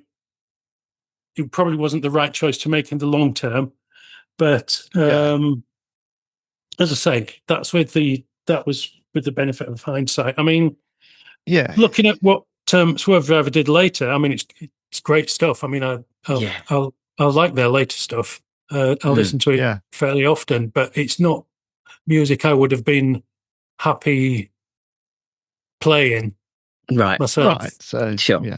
So it was probably right that I left when I did. But at the same time, I sometimes think, well, if I didn't like what the band were coming out with at the time, I should have perhaps been a bit more of a man and stayed and got involved in the songwriting process a bit more sound a little bit. to try and influence the band sound towards what I wanted to hear. Sure. Instead of, I mean, leaving that band for another band may have been an easy option. Right. Rather than facing the problems that were there and solving them, So I feel like I kind of, so in answer to your question, yes and no. Sure. The way to be more accurate. I mean, that's fair. If it had been up to me, SwerveDriver would have.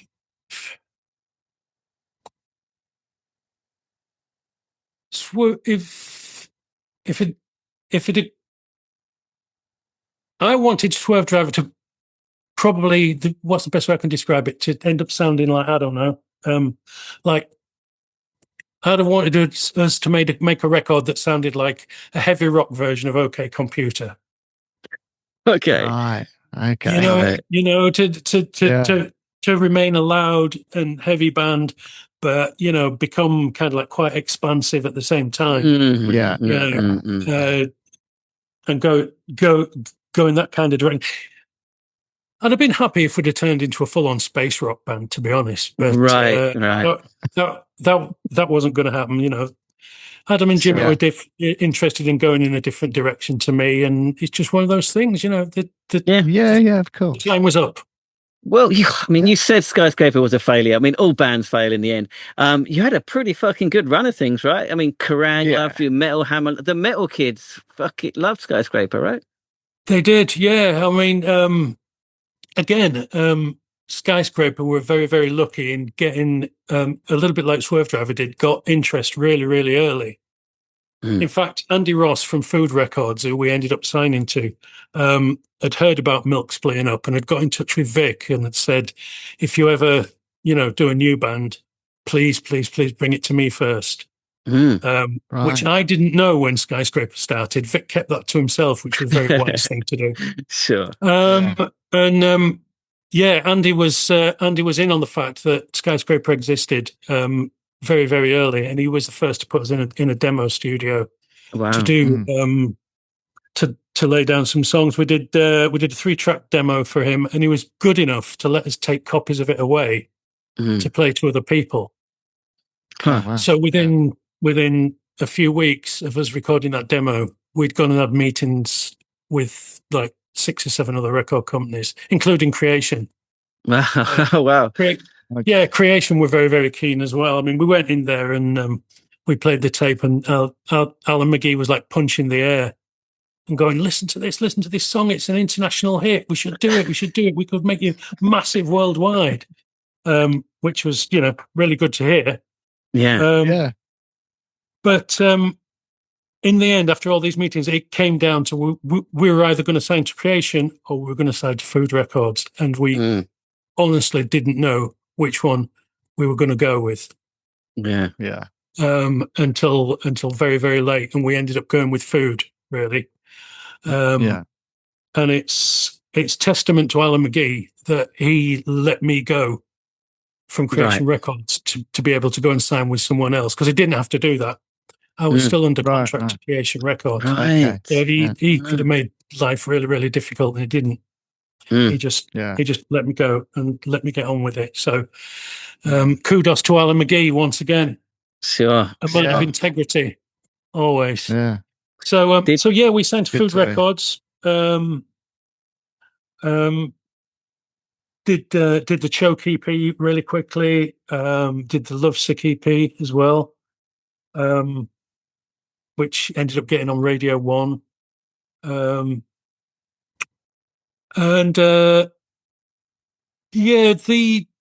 The established music press, The Enemy and the Melody Maker, they were interested first of all, but they very quickly dropped covering us. But like you say, the likes of Kerrang and Metal Hammer absolutely loved it.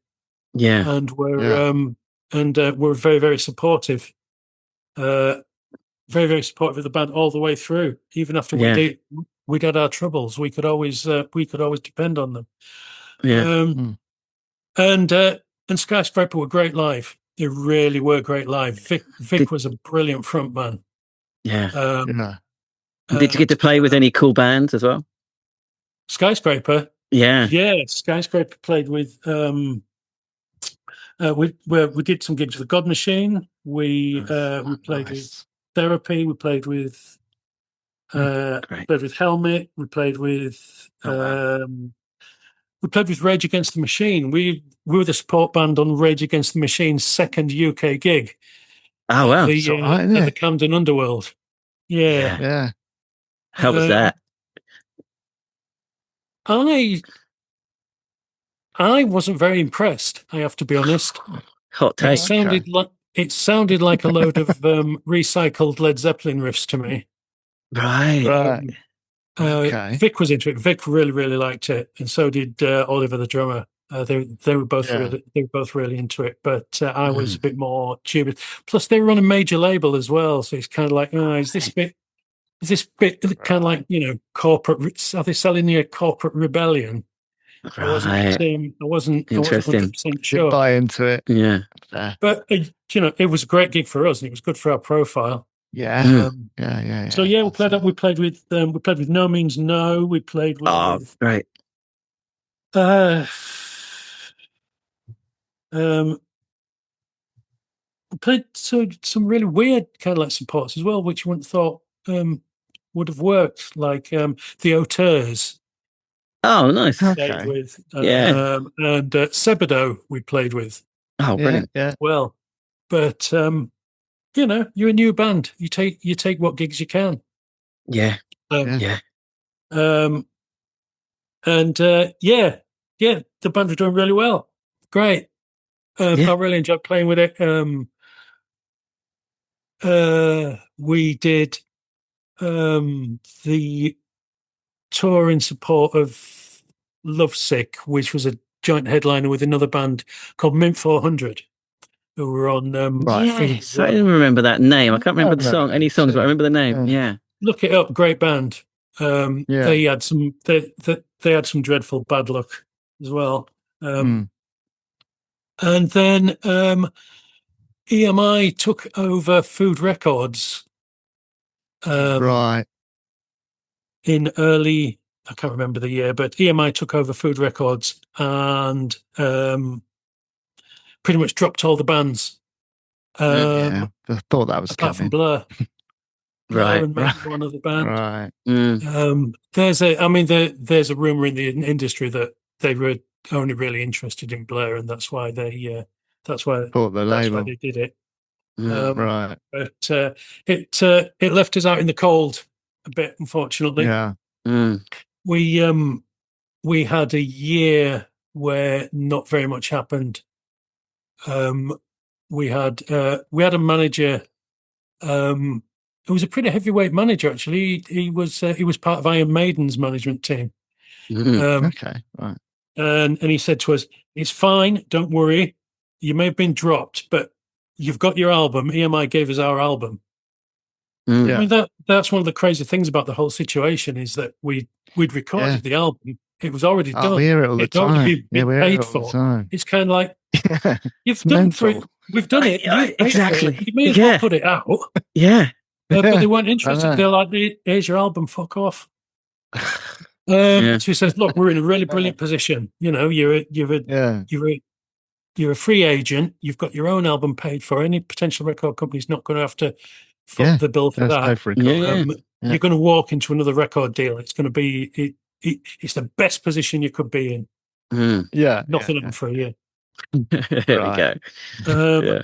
And I don't know whose fault that was, whether it was management's fault, whether there wasn't just the interest in the band we thought. Yeah.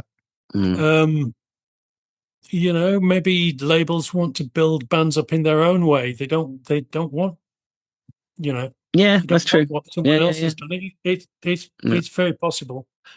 But anyway, after a year, we had a break clause in our management contract, and after nothing happening, we sacked everybody. We sacked the manager. We sacked our agent, who hadn't been getting us any gigs. Yeah. And just wiped the slate clean. Right. Did it yourself? Did it ourselves. In walks Robin from the God Machine. Oh, wow. Yeah. Robin from the God Machine was pretty pivotal in us actually getting the album out and getting things rolling after a year of inactivity. He was running his own record label at the time. So Flower Shop Records, which was what all this Sophia stuff had come out on. Okay. And, he helped us form our own record company. He came in with us on it. Ourselves and Robin owned this started this record company called Diner Supreme Records, and that's what we put the SwerveDriver out. The Skyscraper album came out on. Wow. Yeah. And I've seen it's all up on Bandcamp now, right? Have you been curating that? I have, yeah. We great. It was just before COVID. None of Skyscraper's stuff was available digitally online at all. A few people had made videos and put them on YouTube, but you couldn't buy any of the stuff. So I dug all the way back to the back of my storage unit and found the old Skyscraper master tapes, and we remastered everything. And both Skyscraper albums are now available on Bandcamp to download. You know, they've all got extra tracks. I was having a listen earlier. It's live great, tracks great or stuff. demos or things. Because if we didn't do it ourselves, eventually somebody else would do it.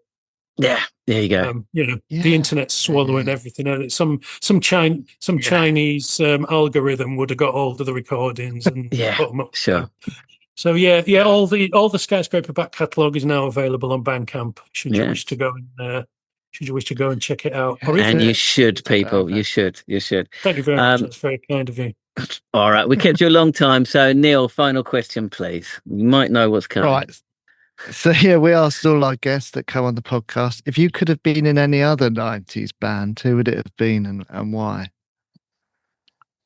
Can I have a band who they were actually mostly active in the 80s, but they put out their last album in 1990 and split up in 1990.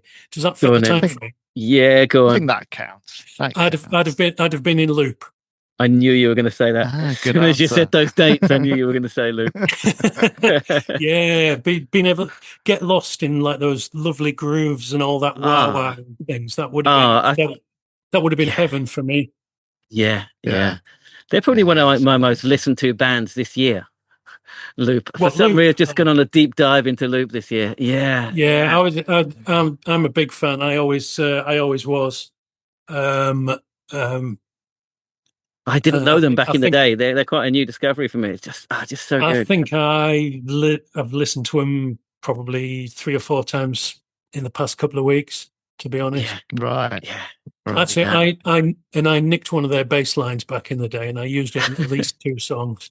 Oh, That's all right. That's my confessions. that's my that's my contribution, my tribute to Loop. Yeah, so sure. I'd have been in That's a Loop. tribute.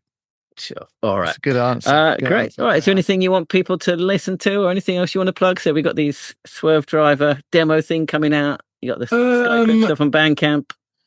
Obviously, SwerveDriver are doing the Ray's anniversary gigs in October around the UK. So get to them if you can.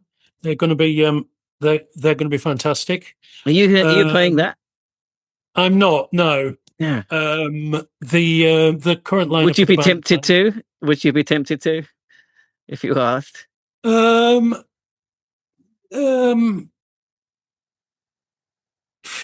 Again, that's a yes and no Sure. question. That's a all yes right. and no You don't have answer. to There's only 2 ways of doing it legitimately, really. Is that the original lineup of the band who recorded the album Yeah. to do it, Right. Yeah. Yeah. and Yeah. that's not going to happen. There's complications with Graham, and he lives in America these days, so Sure. he wouldn't. He wouldn't be doing it. So that's the original lineup out the window. And the fact is that SwerveDriver have been a recording and gigging band with a stable lineup for They have indeed. They have. nearly 15 years now. Yeah. So, Yeah, it's only right that the band that are SwerveDriver now are playing the album, really. Anything between those 2 options is a bit half-assed. Yeah. That's a good answer. I don't even know if Jimmy and Adam talked about doing it with the original lineup. If they did, I didn't hear about it. Sure. But it would have been nice to do it with the original lineup, but at the same time, I'm not bothered about not doing it. Okay. That's good. And like you say, they're answer. pretty much a different beast these days, aren't they? So, and have been for a long time. So yeah. So everybody needs to go and see SwerveDriver play Ray's live later this year. Keep an eye out for the Demos album when it comes out. Keep an eye out for the reissue of Ray's, the deluxe edition or whatever it's going to be called. And if you want to keep up with what I do, my thoughts and opinions, and my travels and things, I've got a website called All the Rest Is Noise. Have a peruse of that. There's a Twitter page and a Blue Sky page and a Facebook page under the same name. But great. That'll all you'll do is get notifications when there's something new on the website. But that's where I hang out online. SwerveDriver.com. And I think SwerveDriver on Instagram and Facebook as well.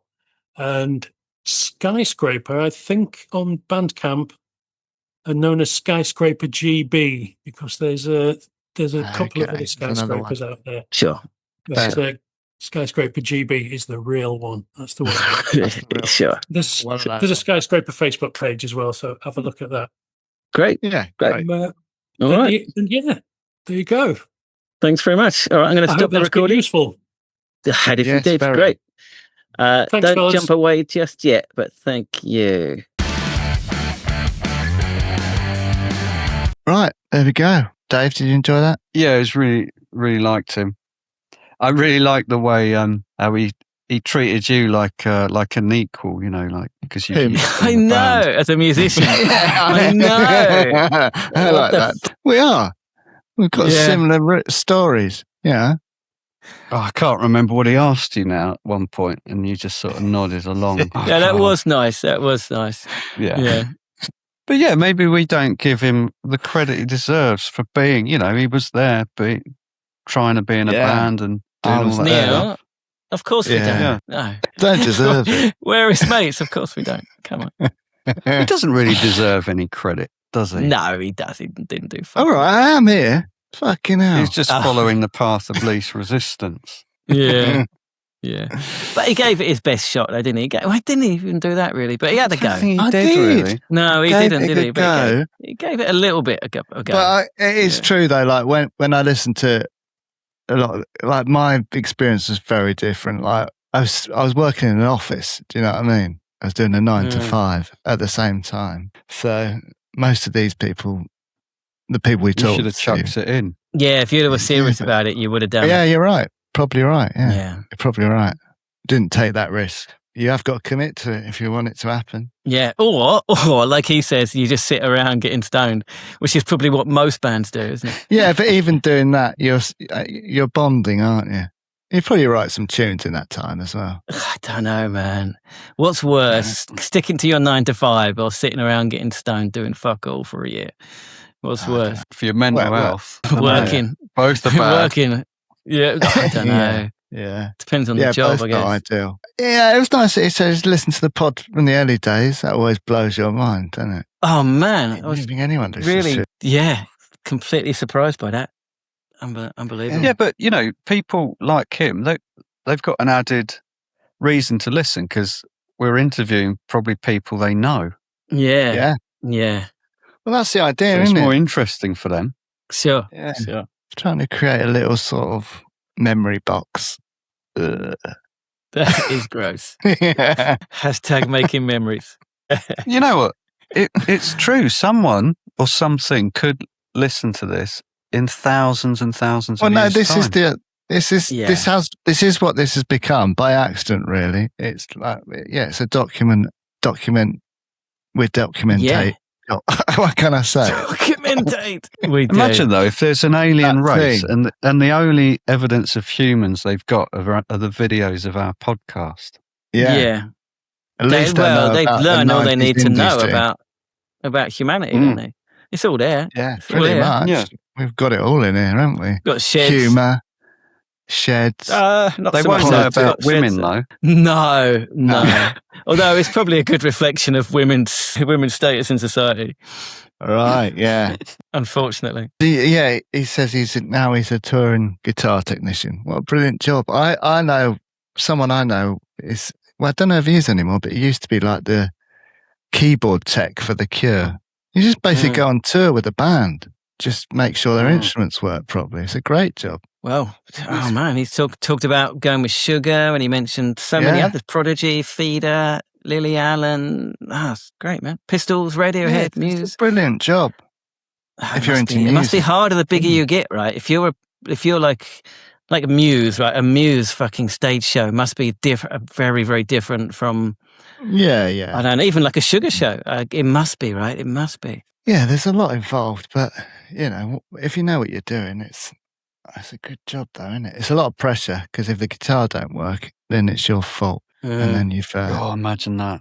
Yeah, I couldn't handle it. Yes, but just get pressure. Get another one. They got loads of them, haven't they? Just get another one. Muse, he's probably got about fucking 50 guitars taking on tour. Matt you wouldn't Bellamy, want to have been David Kurt Cobain's Sutton. guitar tech, would you? You never know when he's going to need another one.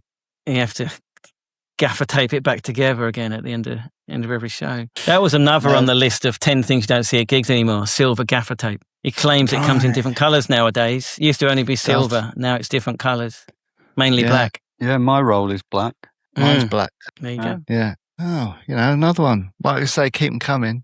Keep putting them in those corners. He said that Bob Mould was a lovely fella. It's good to hear, isn't it? It's always good to hear that people are nice. Not surprising at all, but nice to have it confirmed. Yeah. We need to get Bob on, don't we? That's a mission of mine, to get Bob on. All right. If you're listening, Bob, come on the podcast. If that doesn't persuade you, I don't know what will. Yeah, we're talking about them, just hanging around a bunch of stoners in their house, whatever. Shoegaze, thinking about it, it's the perfect music for stoners, right? I never thought about it before. Like, fuck reggae. Shoegaze is the one, isn't it? Yeah. Why didn't we ever listen to shoegaze back then? Don't think we did a bit. Not so much, though. I think people just thought that they had to put Bob Marley on, didn't they? I don't think they did. I think they did. I don't think so. Oh, I love Bob Marley. I never liked Bob Marley. Really? I really come like on. Bob Marley's great. No, it's not for me. Not for me. That's good. What's good about it? That's good songwriting, man. Yeah. I just never really got into the whole Bob Marley thing. Listening to Legends just last week, actually. It's great. What's that? Is that an album? It's like the compilation album that came out. Yeah, that's brilliant. Every track's a banger. What's his best song? Ooh, best Bob Marley song, Dave. Dave, I'm giving you your chance to do your joke, but you're not taking it. What joke? Jamaica joke. No, I think you didn't used to say that you thought that song was No Woman, No Pie. Oh, yeah. I mean, I know now it's not, but you didn't really get things wrong, innit? Sure. I did. Sure.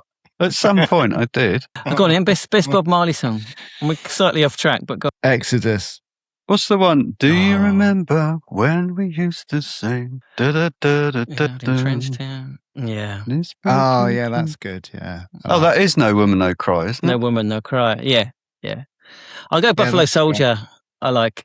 It's got a bit of energy to it. It's great. Dreadlock Rasta. That's it. Stolen from Africa, brought to America. That's great. I mean, going off track a bit, but what was that? Did Jimi Hendrix live in Seaford? No, his girlfriend. No, what was that? She didn't know, did she? She did. She did. That was true. But he didn't. He didn't. Yeah, but his girlfriend did. And the other thing was, what was that? Wasn't it? Who was the guy that killed Bob Marley? He stamped on his ankle in a football match. What was his? Oh, I don't know. It was a comedian. Sounds right now you're saying that. Was it Danny Baker? I can't remember. Danny Baker didn't kill Bob Marley, did he? Died of cancer.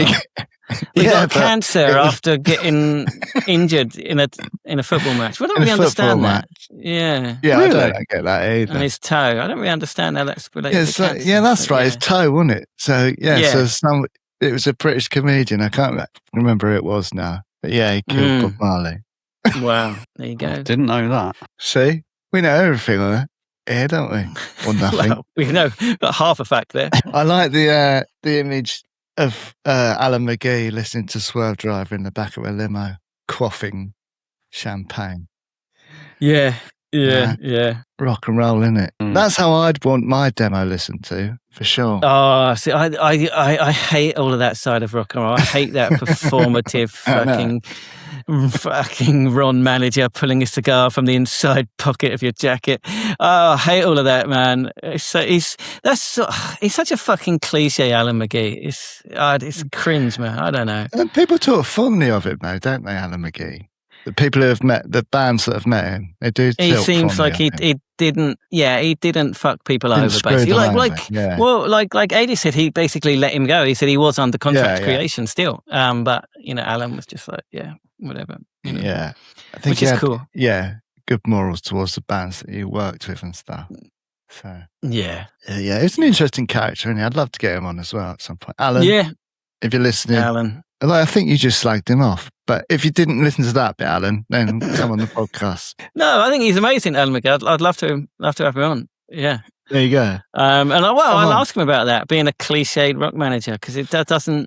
There's something that doesn't quite sit right with me. I don't know. No. You just probably got caught up in the whole debauchery of the mid-90s. I don't know, but he, what a guy, man. He made it all happen just through sheer force of personality, basically. It's incredible. Yeah. I knew stuff. I lost my connection. McGee. Yeah. But yeah, there you go. Another great creation band. Yeah. You mentioned college radio again. It's so important, wasn't it, in the 80s and 90s for bands trying to break America, especially English bands, British bands. Yeah. Why don't we have that here? Well, we do have like university radio stations, but it's not quite the same, is it? It's not. Do we? Yeah, but they're only Main Street. We did a few. I think we did the Southampton Uni one. But it's only for the people that are in that university, really. It doesn't go any further. Whereas the ones in America, the whole town, basically. Spread out, don't they? It's a good idea, though. I don't know why they don't do it here. It's a good idea. Like, I don't think they exist like they used to. But we had John Peel, and we had the evening session, and we had, all the things which is on national radio that anyone can listen to. There was nothing like that in America, right? So that's true. we had less need of it, maybe. Yeah, you're right. Yeah, we did have John Pill on the evening sessions and all that sort of stuff. So they don't have any national radio at all, do they? Don't think so. Well, they have like NPR stuff, National Public Radio, but it's a bit different. Oh, right.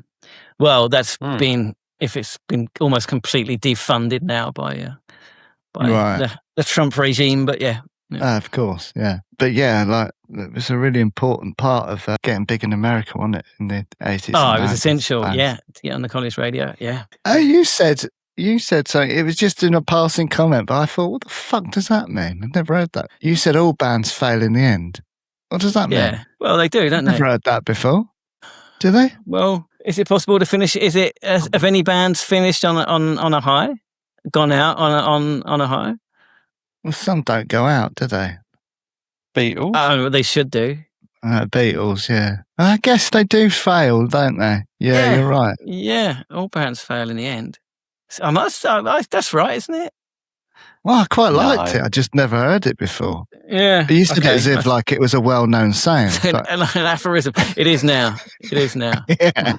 All bands fail in the end, but all bands fail in the end. It's a well-known saying. I'm going to use it every week now. Well, now you were aware of it. We probably will see it more and more, right? Because I know what you're saying. I do know what you're saying. You can never, once you've reached that peak, it's the only way is down, isn't it? You're never going to sustain it forever. No. So I guess all bands fail in the end. Yeah. Levels of failing, I guess. So levels of failure. That's true. But to go out completely on your own terms at the peak of your powers or whatever is nobody does it. It's almost unheard of. Yeah. Yeah. Well, the Lars will claim they. I wouldn't claim that as a success. The Lars would claim they did, but it was always a shit album. So yeah, yeah, exactly. Kurt Cobain, but I don't think that was. I don't think shooting yourself in the head counts as a success. No. Yeah, but he went out at the peak of his powers. I mean, yeah, he did go out at the peak of his powers, and he did go out on his own terms. But I still wouldn't class that as a successful way to end the band. No. But for the rest of the band, I guess, they never failed. I guess so. But I mean, I'm not happy with this new aphorism at all. I like it. I'm standing by it. I thought it was interesting when I asked him if he regretted leaving SwerveDriver at that time. He had quite a big pause, didn't he? I think that was good. I like that. It was honest, wasn't he? He said it might not have been the right thing to do. Yeah. It sounds like at the time it was, though. If it wasn't enjoying the music they were making at the time, you can't just wait around until it works again, do you know? Or it's hindsight, isn't it? Because he didn't know what was going to go on with Skyscraper. See, it's a difficult question to answer, isn't it? Yeah. If they'd have been huge, it wouldn't have mattered, would it? He'd have known he'd have made the right decision. But they were big enough. I don't think they were any more or less successful than SwerveDriver at the time. I think maybe SwerveDriver have been remembered more. And it's probably fair to say that, and I'm sure you won't mind saying that. But yeah, I mean, at the time they were fairly successful. But it still feels interesting. Still feels like he's part of SwerveDriver. The way I think he still talks to them fondly and promotes them and stuff. Yeah. Yeah, it sounds like they're in contact and stuff. So yeah. Very honest when we asked if he would consider playing again, and I don't think he would he? Yeah, it was interesting, right? Do you agree? So he said either have it the original lineup, like when that album came out, or have it as it's been doing very, very well successfully for the last however many years, and I think he's right. Yeah, maybe right, maybe, and it's not either one is not right or wrong, right? I mean, either one would work, right? I think the drummer from Supergrass is in SwerveDriver these days. I think. Danny Coffey? No, the drummer. Is it the drummer or the bassist? Maybe. Stupid. No, but I can't remember. It's Mickey. I think it's Mickey Quinn. Mick Quinn. Is that right? Something like that. I mean, you know the story about Danny Coffey anyway, don't you? He was at a Main Street gig. So Dublin Castle. Have you told this before? I think you have told it very recently. Tell it again though, because I wasn't listening. It was in the bar. It was in the bar when Main Street were playing. We don't know if he came in and watched the gig or not. We're thinking probably not. That's the story. I remember the story now. That's why now I remember why I didn't remember the story, because it wasn't a story. Yeah, we won't remember it next time. No. I mean, but even if he didn't come in, it would have been playing in his peripherals, whilst he was having his beer in the Dublin Castle. So he will have listened to Main Street somehow. Sure. Yeah. I like the idea of the Porter Studio demos, though. That sounds really cool. Especially if you're like a real SwerveDriver head, man. That'd be a cool thing to hear. We said this before, don't we? Haven't we? Just get it out there. Get everything out there. Yeah. You know? Why not? Life's short. Get it out there for people to listen to. It doesn't really matter if it's scrappy. But then, we've also had the conversation with where Schreifels always make sure that every bit of music is as good as it can be. So there is that argument as well. Yeah. But I think they're not trying to replace it or anything like that. It's just like a little extra to say, also have a listen to this. This is how it kind of came together, which I think is cool. It's interesting to hear. But generally, what do you think of live albums? I tend not to like them. I usually avoid them. I don't tend to. It doesn't really work for me most of the time. Except that one where Luke's in it, the Smash one. Yeah. I mean, you've got like Faith No More live at the Brixton Academy is flawless, right? They're good to watch. Live album. They're good to watch, but to listen to, I don't know. No, I listen to it all the time. Do you? Brixton Academy. Yeah. I'd rather listen to the real produced music. Yeah, same. So. I'm with Dave on that one. Don't know why though. What about like Nirvana Unplugged? I bought a replacement copy of that this week. Yeah, that's a bit different, isn't it? Bit different, bit better sound. Yeah, I guess it's the production quality is a bit, because it's easier to get good production on acoustic stuff, I think, that's live. I don't know, man. I don't know. Back in the day, I used to buy those tapes down Brighton, down the lanes. Yes. All the live gigs, the bootlegs. I used to love them. Yeah. I don't know. Yeah, I don't have many actually, but if I do, I enjoy it. But I don't listen to it again. I don't. It's not a repeat listen thing to me, but it's an interesting one. Like I got Worry Bomb album, and there's like a second disc that comes with that. It's a live concert basically, disc 2, and it's great. And I listened to it like twice, and I said this is really cool. But if I'm listening to the album, I probably won't put the live album on, even though I enjoyed it when I listened to it, if you know what I mean. I don't know. Get involved in the comments. Let us know. So, is it just a curiosity? Yeah. Although Faith No More bears repeat listening. That's like an album for me, basically. Yeah. Yeah. Are you going to go and see him next year? Faith No More? Oh, man. I would love to. They've just announced Australia so far, right? Have they announced any other dates? I don't They've think announced so. 4 gigs in Australia. Mate, if they come to Japan, I'll definitely go. Yeah, 100%. We should get on their guest list, really. We've had Roddy on. It should be all right. I'm sure he's got no one else asking. First gig in however many years. But if they come to Japan, is he involved? 100%. Yeah, of course. It's all the original. Well, not Jim Martin. It's no, I don't think he left quite a long time ago, didn't he? Yeah. It's going to be great. Yeah. I think. I will try and go. I reckon they'll probably do Download, won't they? I've always wanted to go to Download. Oh, I'll do it. Yeah. They probably will, won't they? They did it last time, didn't they, when they reformed? Yeah. They should do. Glastonbury would be good, wouldn't it? But I don't know if the youngsters would know who they are. Would they? Should do, but I don't know if they would do. Should do. Yeah. But yeah. They soon will. Yeah. Bloody will. But he won't be able to fucking climb up those fucking things anymore, will he? No. Good. Yeah. That's the thing we don't see at gigs anymore. Mike Patton jumping all over the place. That was brilliant. Do you remember? I'd forgotten all about it, but that clip popped up. And I remember back in the day, it was that clip where they're getting chucked, all that. They encourage people to chuck all their beers on stage. And then he drinks a pint of piss, is the story. Yeah. Right. That popped up on my thing. It's amazing. Piss? Like don't know, but it's like a shower of glass cups and glasses. It's mad. But how does a pint of something stay intact for him to drink it? Oh, I don't know. Centrifugal force, Dave. Centrifugal force. You're the scientist. I hate centrifugal force. How can you hate centrifugal? Stupid thing to say. That's why I said it. No. No. No one's ever said that before. No one's ever been that stupid before. But you've done it. Well, it does wind people up because it's not actually a force. It winds you up. Oh, here we go. The force is centripetal force. But, You're you know, centripetal force. The physicists listening would appreciate my comment. It's funny him saying that off the back of picking you up on your silly comment, Neil. What? Mine was clever and funny. Yeah, it was good. I liked it. But yeah, we watched the In-Betweeners movie the other day. Which one? First one. Yeah, classic. Right. And Neil, you just reminded me of the Neil on there. I'm not like him at all. You keep saying that. Oh, he is a bit. Normally, but just now you did. Right, okay. It is a great film, though.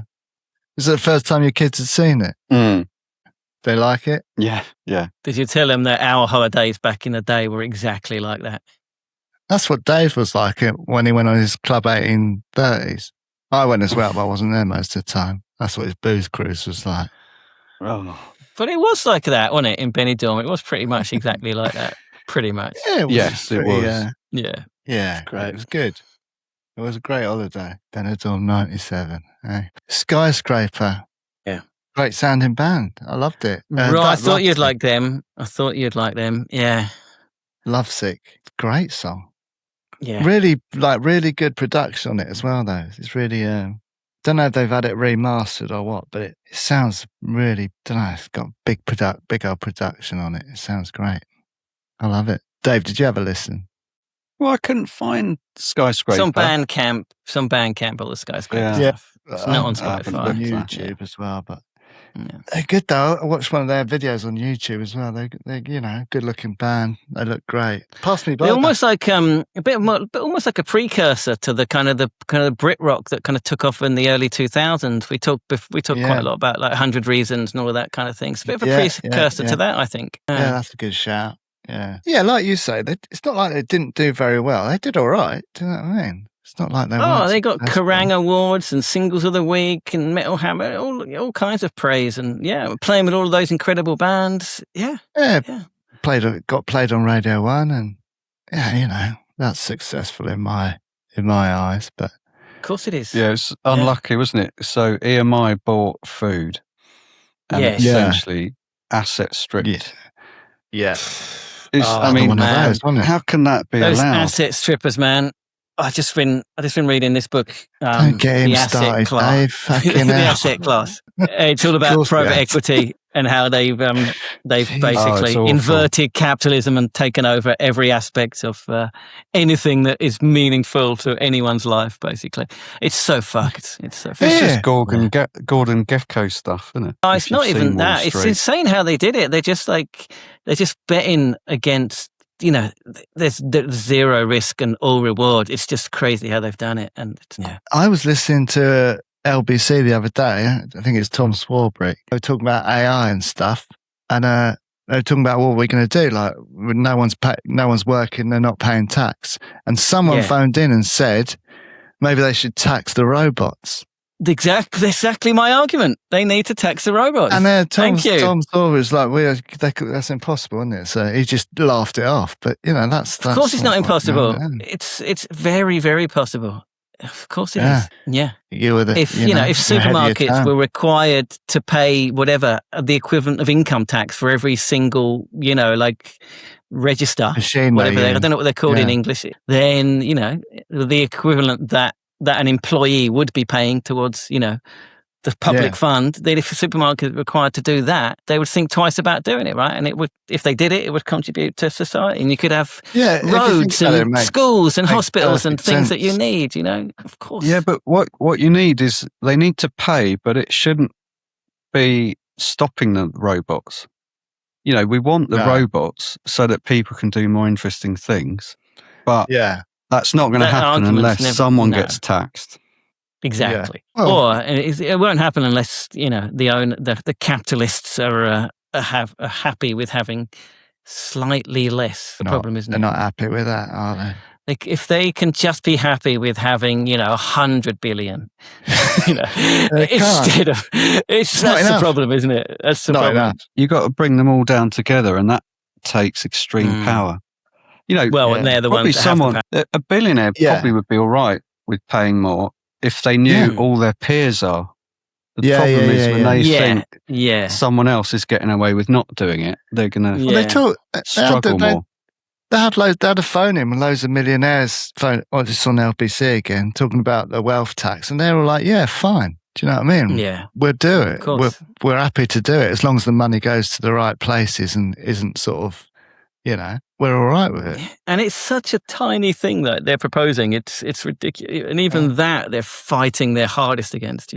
It's crazy. But also, those cunts, they're so cynical that they would quite happily go and say that on a live show and do everything against that. Right, to stop it happening. Being broadcast. Yeah, true. Anyway, we digress. Anyway, we do, as usual. Didn't mention it at the start, but R.I.P. Bill Oddie, innit? And Jimmy Cricket.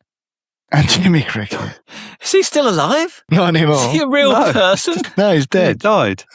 That's the point. But what do you mean? Isn't he from like the 1930s or something? He's a comedian. I think you're thinking of Jiminy Cricket. Maybe.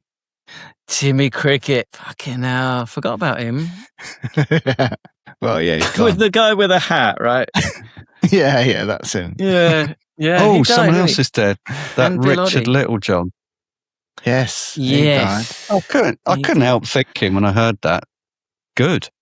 Yeah, same. Like, he wasn't evil or anything, but he was just a cunt, wasn't he? Yeah. He was a cunt. Yeah. He was a cunt. Yeah. Yeah. I mean, you can't. Just because someone. But just because someone dies doesn't make them any less of a cunt. Right. Yeah. I didn't want him dead, but quite happy that he is dead. What about Bill Oddie? No, I'm not happy he's dead. Jimmy Cricket? I don't care about him. I thought he was dead anyway, like you. I did as well. I did. I thought he was as well. I was quite surprised. I thought he fell off his roof. But that was Rob Cole, wasn't it? He thought he could fly right up to the sky, but he couldn't. Yeah. Right. I think we better end this. Right. That's it for this one. Thanks for tuning in. If you've got any other celebrity deaths, in the comments this week. Keep them relevant. You might get one saying that was Keith Harris. Oh, it was Keith Harris, wasn't it? Of which one? But it was still funny. It was still funny, yeah. What's the one with the monkey? That's Keith Harris. Right, so Rod Hull's Emu. Yeah. Keith Harris is Orville and the monkey. Chuckles. Chuckles, thank you. What's Chuckles, wasn't it? Fucking hell. Right.